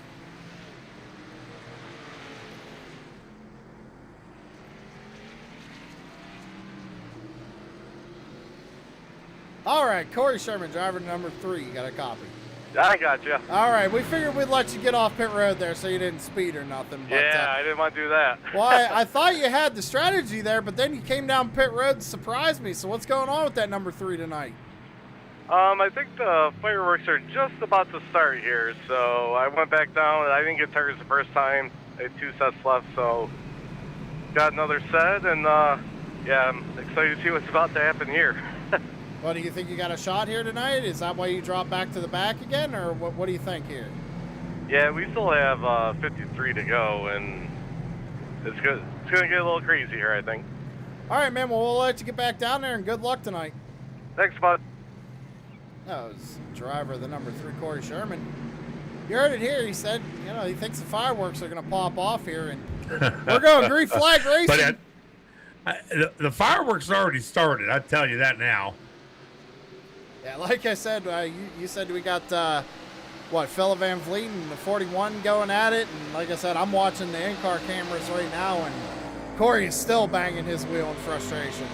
Sam, we have got big problems. Tom Roscoe, Corey Sherman, Corey Rutherford, Dave Seats, Bruce Pearson, Brandon Feeney, Aaron Bach over all black flagged. What in the world would they get black flagged for? Don't know. Probably passing somebody, I'd imagine.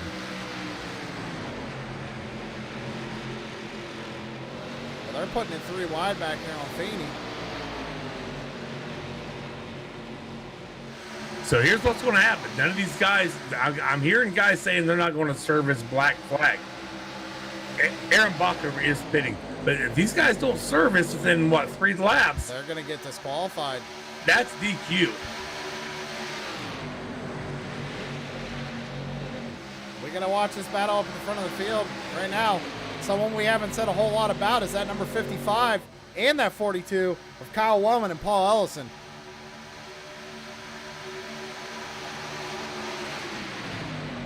Paul Ellison in the playoffs. Kyle Wellman is not. Both fighting for position. Both are teammates. Working together here trying to make something happen. It looks like Corey Sherman brings it down pit side. Did everybody else come down pit road, Terry? What are you hearing? I'm still listening, guys. They're trying to get to the pits. Tom Roscoe has called out his. Corey Sherman's called out his. I think Brandon Feeney ought to be coming down pretty quickly as well. Aaron Bacher already served his. I haven't heard Josh Rutherford say anything. Well, Let's go ahead and we're going to go on board here with Wellman. As you see a little bit of contact there between the 55 and the 6. I want to go on board with Wellman real quick, Terry, just because we got him on camera here tonight. We got to bring him up.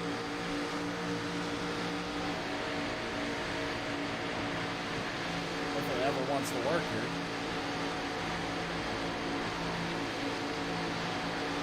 So while you're doing that, I'm hearing a lot of chatter out of these guys that are not happy because of this black flag.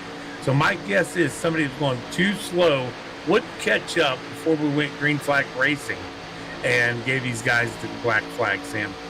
Well, I'd love to show Kyle on camera, but every time I click on it, it just sits there and loads for me. So, but we're riding on board with them. Yeah, I think something's up with iRacing or the internet tonight, because when I said I had to do something with mine, so in certain areas of the track, my stream's running fine. Then it starts getting real sketchy. Then it gets fine again. We finally got it pulled up here, Terry, and you can just see the concentration here. I mean, he is doing everything he can. You see him working the wheel inside the race car, trying to push Paul. Great shot. Still waiting on Timer Roscoe. He'll be the only one left to serve a black flag. He has not yet done that. Oh, well, he's going to have to do it here. Maybe let's go back and see if we can get an eyeball on him here. He's still out there running, Terry. Yeah, he is. And I know for a fact, I mean, he will be kicked out. I mean, I think iRacing actually kicks him out if he doesn't serve it.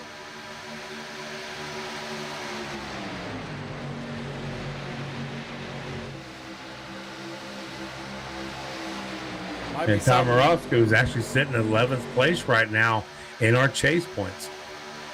Well, Terry, you know what you mentioned earlier, though, is that the old Lone Dutchman having some beef there, it seemed like, on the track with Dalton Kilroe. What did you hear anything specific? Because they're running nose to tail right now. I actually did hear Pacific exactly what happened. Dalton, I believe, says, "Hey, I don't know what happened there." And the 89 says, "I do. You wasn't paying attention." So there you go. And the one finally comes down pit lane.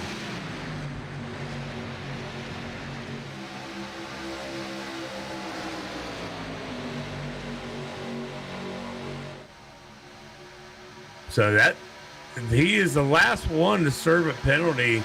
We have, I want to say, one meatball win, and that'd be Fred Thompson, driving the 46.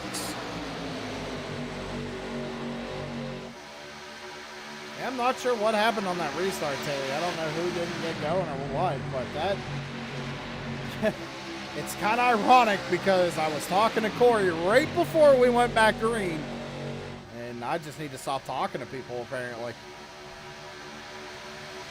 Yeah, Corey Sherman, man, sitting all the way back down at 24th, 2 laps down now because he had to serve that daggone thing.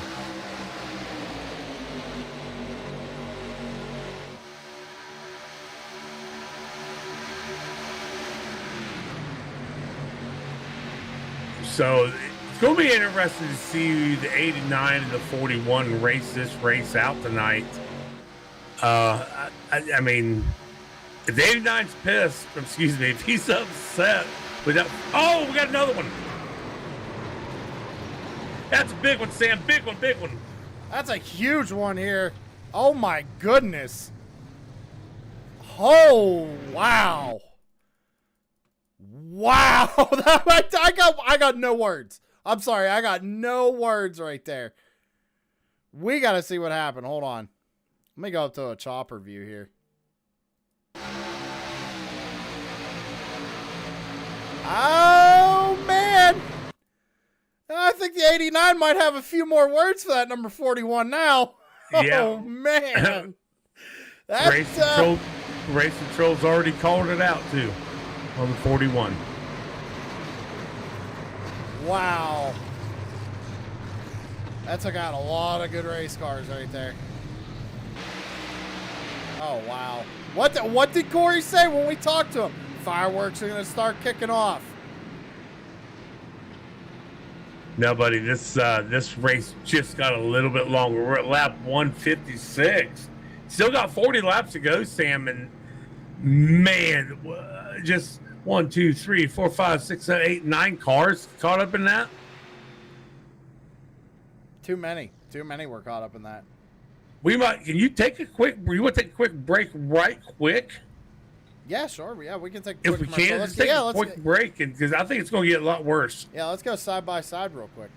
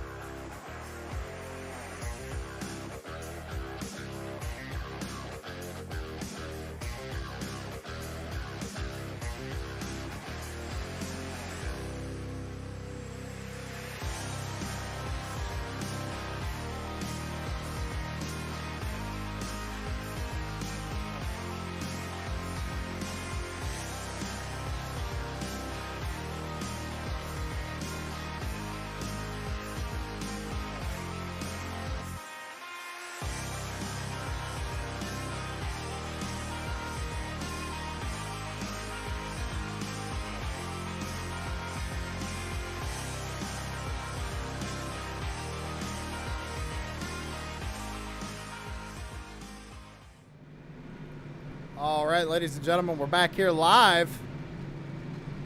And now who you got, Terry? I don't think it matters at this point. No, I don't think it's going to matter at this point. The way this is going on, Corey Sherman, I think, hit the nail right on the head, Sam, with this one.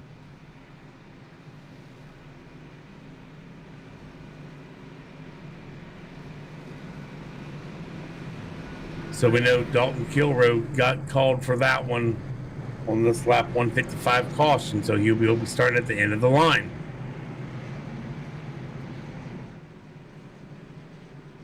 Yeah, that was a big wreck. That was a really big wreck. I'm kind of at a loss for words, honestly. I mean, there's not much you can say. It was a big wreck. It took out a lot of race cars. Pace cars ducking on off here. Derek Paulson, Jamie Walker, your front row, in the hands of Jamie Walker in the restart zone. Green flag going to be back out in the air here. A little under 40 laps to go. Jamie Walker trying to get a big jump. It wasn't a big jump, but he did get out in front of these guys. 24, Chris Carroll trying to walk back up on top of him. Bringing along 28 is somebody we ain't talked about, Brian Zimmerman, in the 4th place spot, with Derek Paulson sitting back there in 3rd. So we saw what happened there with that big wreck. Are we going to see another one? That's the real question. Sam, they start losing too many cars. You and I's going to have to get in here. Right? Maybe we should have joined as a driver. It wouldn't hurt nothing. Looks like they're starting to single file out a little bit here at the front of the field. You got Brian Zimmerman. Haven't said a whole lot about him tonight. He's up there running in 3rd right behind Chris Carroll. I know they're talking and chatting together. They're working together. Yeah, somebody we ain't talked about really at all tonight, that 33 car, John Perkins. He is the last car on this lead lap. He is also in our points chase, or our chase for the championship.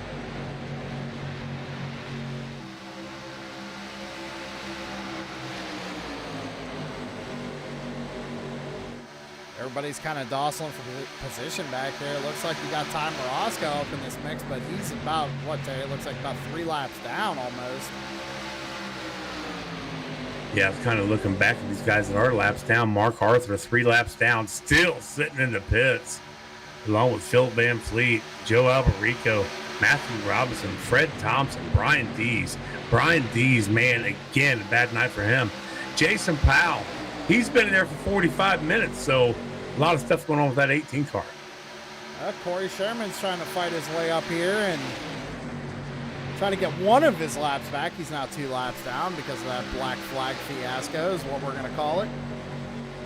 And the 2 cars behind Corey Sherman is his teammates of 44 of Aaron Bach over the 8 of Amanda Sherman. I'm sure, they'll try to help him as best they can for this race, I would imagine. Oh, I'm sure we're going to see them start working together here.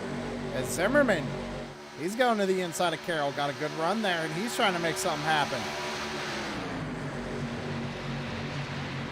Notice out there, Greg Moore and Dominic Lee both have loaded up to the haulers heading to Milwaukee. 3 wide for the lead, Terry. Jamie Walker getting put in the middle. This is the first time we've seen this all night. And you know what? I'm surprised this is the first time. I'd see him make a move right here, try and get back. I mean, he kind of slots back in position and give the lead over to Brian Zimmerman.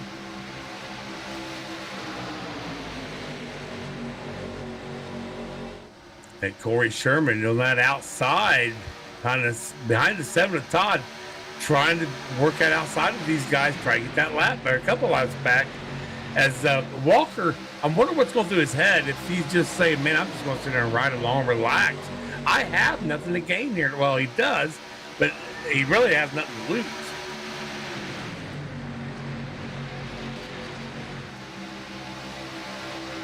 Dakota Todd starting to get back up in this mix. Jamie Walker's falling back to 5th. Derek Paulson's still up in there. Brad Lawson's up inside the top 10. Paul Ellison back there. Anything can still happen.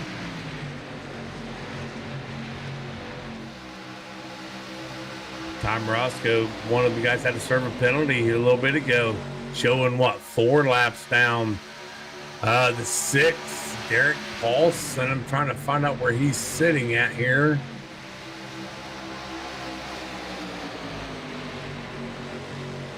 I'm missing him somewhere. Oh, there he is. Heck, he's up there in the 7th place. Okay. Yeah, Derek's having a good run. He must have missed that wreck. Got through it.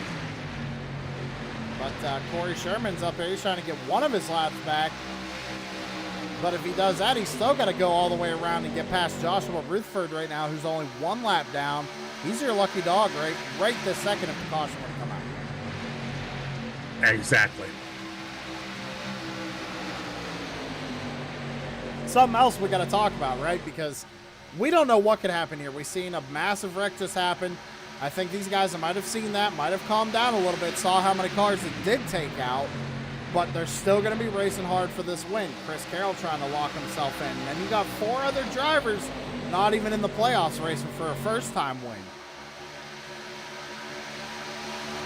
Oh, yeah, it'd be awesome to see Zimmerman win this. Trevor Harmon, Mike Hamlin.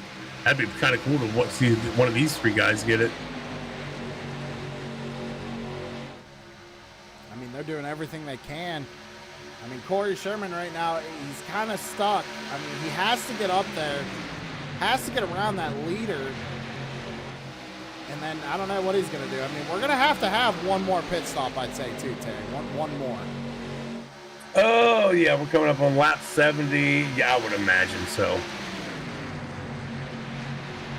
And did anybody save tires? Well, I know Corey had 2 sets left from what he told me, so. But then he took a set, so I probably has 1 left. I don't know. We're going to have to keep an eye on him. I mean, a lot of drivers looks like they took fuel that last stop. A couple took tires. Something I was kind of noticing, Sam.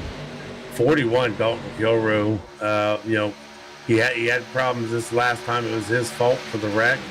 And right before that, he had some words with one of the TNA drivers. Right in front of him, all the rest of the three TNA drivers left on track is right in front of him. Yeah, I don't see them giving him a whole lot of room here. Yeah, me either. But they're all stacked up. I mean, I feel like they're trying to help Corey, but again, Corey just nowhere to go right now. Sam, we look down there in the care center. I think Mr. Mark Arthur, driver number 12's in there. Let's bring him up. You can talk to him. We got him. Hey, Mark, got us. Yeah, that was fun, wasn't it? Dude, we had no clue what to look at. That's for sure. So what's your take on that, man? I don't know on that. You know, Dalton says that there was a checkup. I went back and looked at it. I didn't see a checkup. I mean, I think what he's feeling there is just the car sucking up in the draft and just kind of, you know, was a few mile an hour faster and just got into the back of the dude. But I don't know. It's probably going to get a lot sketchier toward the end of the race here. And I don't know. There was a lot of lap cars racing the leaders, which, you know, we don't tell them they can't do that, but it's kind of frowned on when you're affecting, you know, how the leaders can race and get back up to the pack. But I don't know. I hate this track. I mean, leave it to NASCAR to ruin a perfectly good track, right? No, I agree with you, Mark. And as you say, in that with the lap traffic, I'm watching Sherman in the 3. You know, he's a couple laps down, 44. Bach over, he's multiple. I mean, they're up there trying to get stuff back. But again, we don't ask these guys to lay down, and we won't. I don't think we'll ever do that. But other than that, was the car feeling okay and everything? I mean, I have not been on this track yet. Yeah, it feels fine. It gets it pushes quite a bit. You know, if you can flat foot this thing the whole time, but if you do, it starts to push, you know, quite a bit. So if you can just, you end up having to lift pretty much all the way out down to the middle of the track. But yeah, I mean, the lap car stuff, you know, again, we don't tell them they can't do it, but it's just be smart about it, right? I mean, don't run the leaders too wide when they're trying to catch back up to the pack or catch first place, and you know, you're running them too wide for 50 laps. They're fine. They're good. No caution. They kept it. Okay, thank you. I see you came back out on the track, so we can get you back out there with Jamie. Let you race, man. All right, man. We'll see you. All right, bud. Driver number 12, Mark Arthur, and yeah, there we saw it right there. Looks like Brian Zimmerman might have pushed up and got into not Dakota Todd. It was Trevor Harmon. Got into Trevor Harmon there. I happened to see the pusher, Matthew Robinson, actually. I think he put himself in a hauler. He's headed to Milwaukee too, Sam. Like I said, there was a lot of guys caught up in that last wreck. Everybody pretty much single filed out right now. Jamie Walker going for the race lead. 21 laps to go. Coming to 20 here. What a night this would be for Jamie to win this. Again, closing that gap. Everybody's going to be racing real hard next week. Milwaukee, if Jamie wins this, I mean, that's going to leave one spot for somebody to move on just for that win and in stuff. Yeah, and it's gonna shake up the points quite a lot, especially with, like, you got Corey Sherman 2 laps down right now in 16th, and you got Dalton Kilroe up there. You know, he got a second place finish last week. So I'm curious to see what's going to happen with the points here. But we got a heck of a battle going on for the race lead right now. Sam, we're 21 laps into this pit run, this fuel run. These guys have got to be thinking about this last pit stop here really quick. It's definitely going to be coming. Everybody pit on the lap 156, 157 for the most part under that last caution. So I don't know what's going to happen here. And we saw how spread out it gets when everybody does decide to pit. 15, Mike Hamlin. That's somebody we really haven't seen this whole race. And he's up there battling in for that lead now. He's got his work cut out for him, though, as Chris Carroll and Dakota Todd are actually linked up pretty well on the top side. Mike doing everything he can, trying to push the 88 past the 24, but just can't seem to do it. I could almost think what Corey Sherman's thinking. Man, just to get past these 4 cars, I may have a chance of getting back on the lead lap.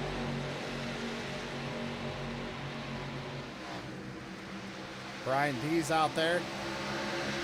Again, mangled race car, but still out there trying to finish. So props to Brian D's. Yeah, that was what I was saying, man. Awesome job by him. He also stayed at a high side up next to that wall, let these leaders get around him so he's not causing any problems. So someone I'd like to point out right now, Terry's running in 5th. Number 55, Paul Ellison, in the playoffs, racing for a win right here. He's running 5th. Anything can happen. And we saw Ellison, earlier in the mid-race running back here, in the teens and stuff. Yeah, he was in the back. He actually was up near the front for a little bit and then dropped back once again, but now up here with 16 laps to go, racing for a win.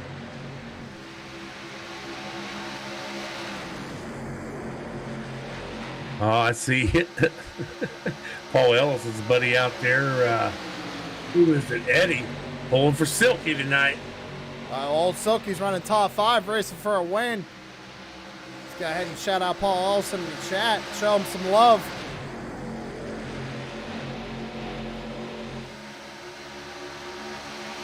I don't even know what to talk about right now. I mean, you got cars everywhere. Everybody looking to make a move here.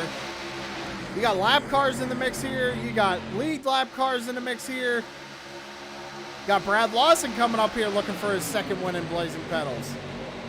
Sam, we got another driver down there in the care center if you want to grab him real quick. All right, man, let's bring him up. Good, you got him. Trevor Harmon, Sam Terry, got us? Yes, sir, got you. What are you doing in here, bud? You're supposed to be on track. Yeah, well, apparently the 28 ran out of talent, decided to chop my nose, put us both in the wall. 10-4. So kind of questions we've been asking, other than you getting caught up in that, how's this track racing, man? Because I have not been on it yet. I mean, honestly, it's kind of like a super speedway, but you got to be a little more finesse on the throttle. I mean, it's been fun. Like, I've liked it, you know what I mean? Qualified on pole, ran a couple laps up front. Just is like something wasn't feeling right, so decided to back off a little bit and managed to come back, be up front the entire race, and unfortunately, right there, just got my nose chopped and up into the wall. Did you happen not to have the Busch Light in your hand tonight? Maybe that might have been a problem. Oh no, I've had plenty of Busch Lattes in my hand. 10-4, bud. Well, we're moving on to where we go next week, Milwaukee. So I guess you're about ready to load up and head that way, right? Probably. I don't know how many laps are left. We still have about 5 minutes worth of damage to fix, but maybe we can still go out, turn a couple of laps, and salvage some kind of finish. All right, bud. We're lap 185, taking 186. Got about 10 laps to go, so hopefully you can get this in there at least one lap or so. Yeah, copy that. Thanks, guys, for everything you guys do. You guys do an amazing job. Thanks, Trevor. We always like watching you, man.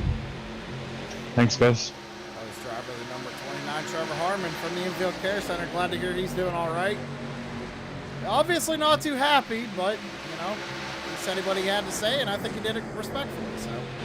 Yeah, absolutely, he did. And what I said about the beer, the Busch Light. I mean, we've seen Trevor on camera just sitting there, just cruising around, have a cold one while he's doing it. That's the only way to do it, right? Yeah, well, I believe you're right. As we still got a battle up here in the front with Chris Carroll, Jamie Walker, the 07 Dakota Todd giving a 24 big push around the 88. Yeah, I mean, everybody is racing really hard now. 10 laps to go. Every position's going to count. Point out, number 33, John Perkins, also sitting in the playoffs. He's up there with a chance to win this. 9 laps to go this time by. It's anybody's race. We got a couple of lap cars up in here, but everybody else is fighting for position. The only lap car I really see is that number 3, Corey Sherman. Yeah, I'm trying to find out where Joshua Rutherford is. There he is. Coming out of turn number 4, it's going to be 8 laps to go this time by. Field 2 by 2 by 2 in this front pack right here. It's about 10 cars deep. And we are side by side by side, man. I'm wondering if maybe Paul, because I noticed he started to drop back just a little bit. I'm wondering if maybe he's trying to find how much of a run he can get here in these closing laps and see what he can do. Maybe make a move on that final lap. Well, we've seen plate racing in these cars. If you back off at a certain time and take off to get back up in that draft, you can slingshot around these guys. Well, we know like Daytona Talladega, you do it coming off of turn 4 and get in front of somebody and win the race that way.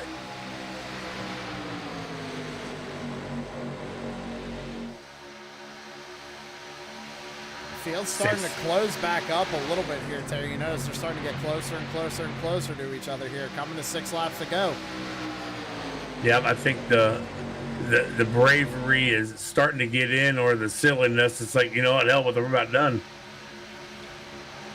Yeah, I think the patience has gone out the window. It's almost a little bit of contact Jamie Walker, there. I think, has got a pit.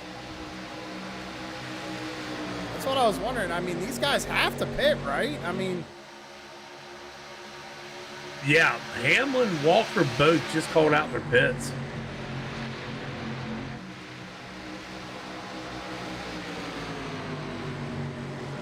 As they peel off. Okay, so this is going to be interesting. We have to keep an eye on everything now, Terry. So why don't you keep an eye on the people coming down pit road? I'll focus on the front of the pack, because we only got 5 laps to go here at Atlanta. I will do that. Jamie Walker down the way. Fuel only. So fuel only. 24 just called out his. I will be on board with the 24. Ellison and Dakota Todd staying out on the racetrack.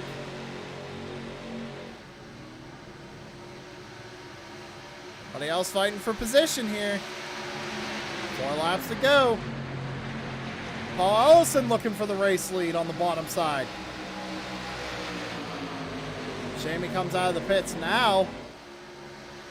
Will Corey Sherman help out Paul here? Wes Carroll on his way out. Fuel only. Coming out of turn number 4. It's going to be 3 laps to go. Do these drivers up front have enough fuel to make it? We saw a couple of guys come down the pit road. Don't think they can make it. So look now, 42, Kyle Weldon now in this mix, Sam. This is anybody's race, Terry. We got 3 laps to go. I'm on the edge of my seat right now. I don't know what to call, as looks like Dalton Kilroy got pushed below the yellow line a little bit, or I'm sorry, the red line, by Wellman. Wellman probably going to block that 41. Not too happy with him right now, but we're watching this fight for the lead. Popsicle sticks in the air. 2 laps to go. Corey Sherman just gave the 55 of Elson a huge push. 2 laps to go here. Down into turns 1 and 2. Corey Sherman's doing everything he can to push that 55. Dakota Todd might be out of fuel on the top side. He is in the fence, and he did not say he's out of fuel. Now, John Perkins with a heck of a run. Ellison's going to go up to block it. Corey Sherman looking to the inside. Corey Sherman's not fighting for the lead. Derek Paulson is. White flag right here. Who's it going to be? Corey Sherman just trying to get a lap back. Anything can happen. Nothing's going to matter if the caution flag comes out here. Going down into turns 1 and 2. It's side by side. Derek Paulson and Paul Ellison. It's a nose-to-tail battle. Corey Sherman's going to jump up in front of the 55. Not sure why Sherman's blocking here. I don't think he's blocking. Maybe looking for maybe a push, trying but I to- don't trying know to why help he'd do him. that. Perkins is going to push 55 up out of the way. Oh, they're going to wreck here coming out of turn number 4. No, they keep it straight. Paul Ellison's going to win. Paul Ellison's going to win at the line. Oh, Wow, my Dalton God. What Kilroy a along finish. with him. What a finish.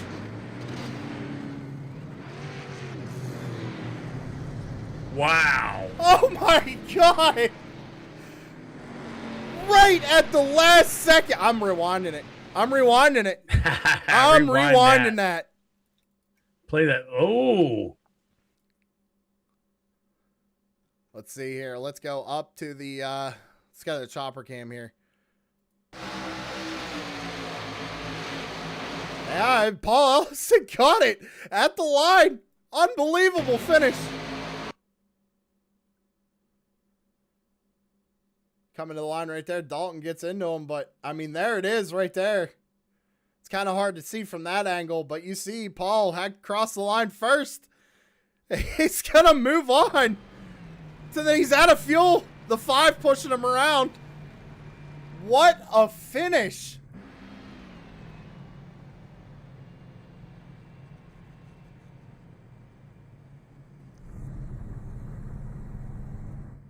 Unbelievable. That was unbelievable. He still got it. He was sitting in 4th place coming out of turn 4. Still manages to win.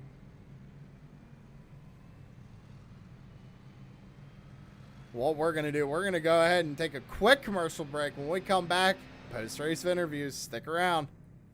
Whoop.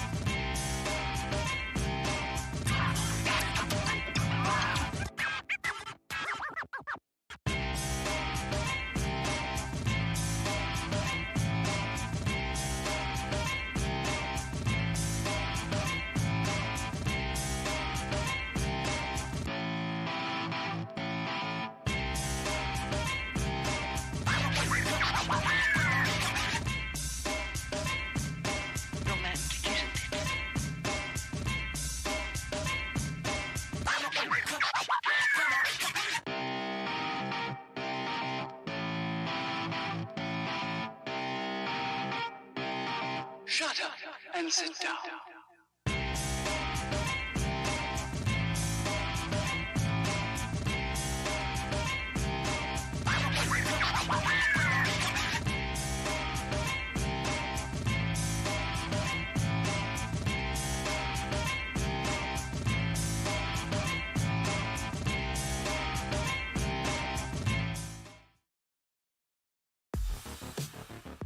All right, ladies and gentlemen, real quick, I just want to mention we are still trying to figure out the finishing results, and we will still be right back with post-race interviews. We're going to take another quick commercial break. We're just trying to figure and sort some stuff out. Race winner, though, as of right now, is still Paul Ellison, but everything back on through the field, we're still kind of trying to figure out where everybody finished. So bear with us. We'll be right back.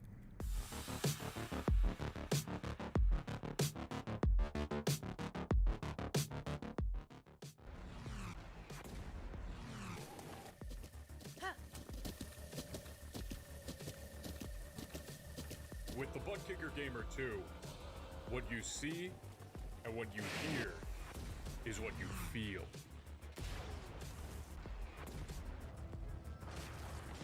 Butt Kicker. The future is feeling.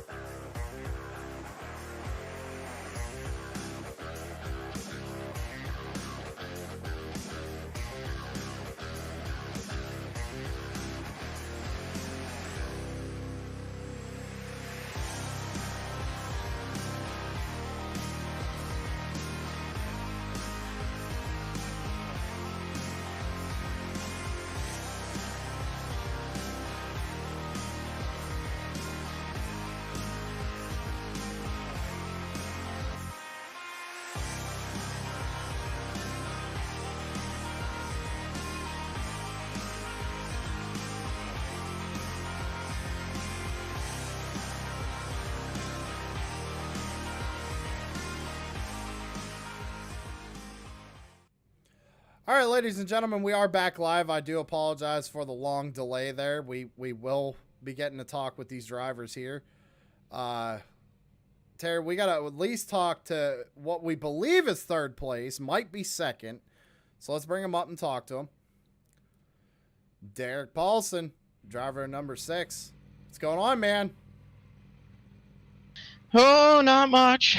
I survived that crazy track, so for the most part, I'm happy. Well, we're still not sure where you got placed, so we're gonna kind of just go ahead and say that you got third for the sake of the broadcast. But yeah, man, that seemed pretty crazy there at the end. I mean, walk me through it. Was it hard trying to pass people, or what was going on there? What'd you see?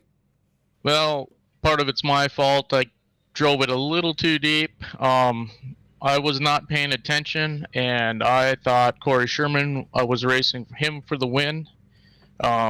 If I would have known better, I would have just taken it easy in that corner, because he was apparently a lap down or whatever he was, and that kind of cost me.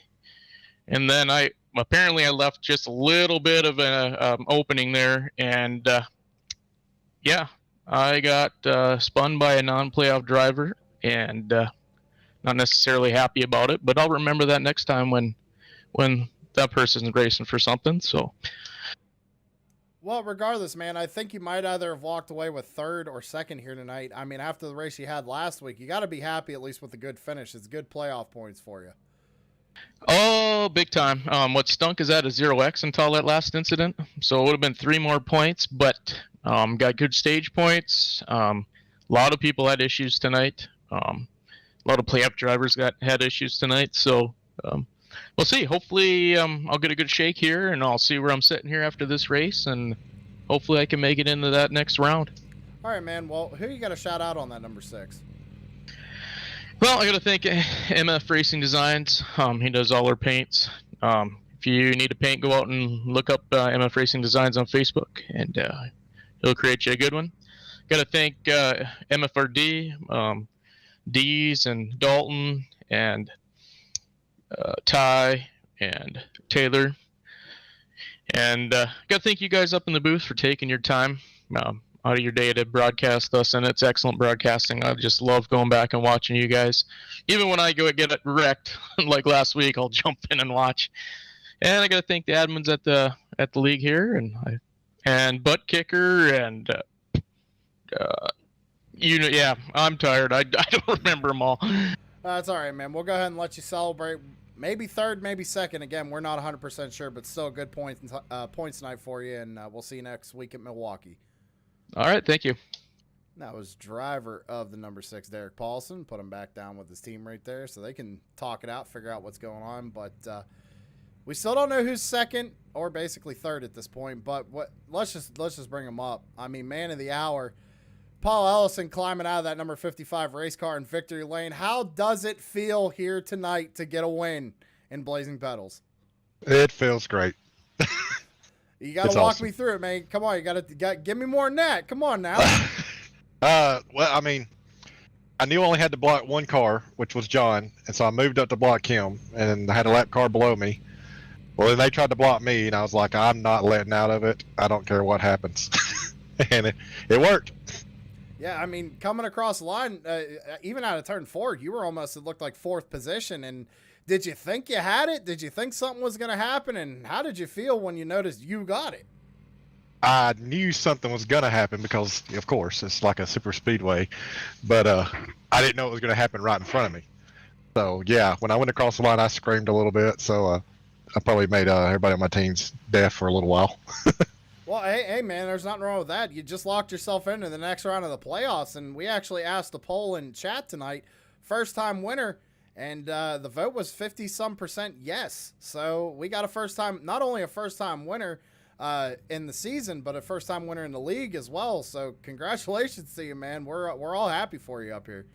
Thank you. I appreciate it. It's extremely tough to win in this league. I mean, there's a lot of good drivers. So to be able to get one is amazing. Well, I got something for him. Go ahead, Terry. Well, Silky, you did it. Yeah, that's my buddy Victor. He watched the race. He's already been snapping me. I got to give him a shout out, of course. So, one thing, Paul, I do have to tell you, right now with this win tonight, that automatically should put you into second place in the chase. So, I mean, you're guaranteed next round. So you're sitting in a pretty good spot, buddy. Yeah, and it's good because next week I'm going to be getting home as fast as I can from Talladega. So I'm going to have to really scoot to get here. All right, bud. Well, who you got on your car you want to thank tonight, man? First off, I got to thank TRJ Karting, of course, the title sponsor. They're awesome to do this. Got to thank CJR Graphics. Corey does my paint schemes and is who I drive for in this league. Got to thank MF Racing Designs, Savage Edge, Party Auto, Butt Kicker, Sam and Terry, you both for doing this broadcast. It's always awesome. I love watching it back. Also, Mullet Music Productions and Moroccan Relics. All right, bud. Well, we'll get you back down there. You can celebrate that victory. Congratulations again. All right, appreciate it, guys. Yeah, good job, Paul. Thank you. You can hear the excitement in his voice, Terry. Before we wrap things up here tonight, do you have any info on second on back? I do not. And so I want to explain to everybody what's going on. So we started this race with the rule of going below that line. They call it the yellow line, but in our race, so it's red. So we had a couple guys do that right before the start-finish line on this very last lap. So it is being looked at right now. So we don't know who's finished where actually. So once we get that, it'll be posted in our Discord and stuff. So we'll have to go ahead and let you all read it in the Discord, I guess. We could have somebody put it on Facebook too. Yeah. So we'll put everything out in the media that we can. This is something that's going to have to be looked at tonight by the admins, most likely. Well, we know definitely that Paul Ellison was the winner, and Derek Paulson is at least second if we think Dalton went below the line. But unofficial results are up on the screen, ladies and gentlemen. As we said, go ahead. There's a link in the description below. Go follow the Facebook page. We'll get those results out to you so you can see exactly where your driver finished. But as of right now, the admins have some work to do and figure out where exactly everybody plays this evening. But that being said, we're going to go ahead and end it here. And I thank every single one of you joining us tonight. It seems like we had about 16 people watching us. We greatly appreciate every single one of you coming out on a Sunday night and any other night we broadcast here on True Sim Productions. And with that being said, me and Terry, we'll see you next week. Next week in Milwaukee. And I'll see you tomorrow night for the Super Late Model Series and for Crooked Line. Y'all have a good one. We'll see you later.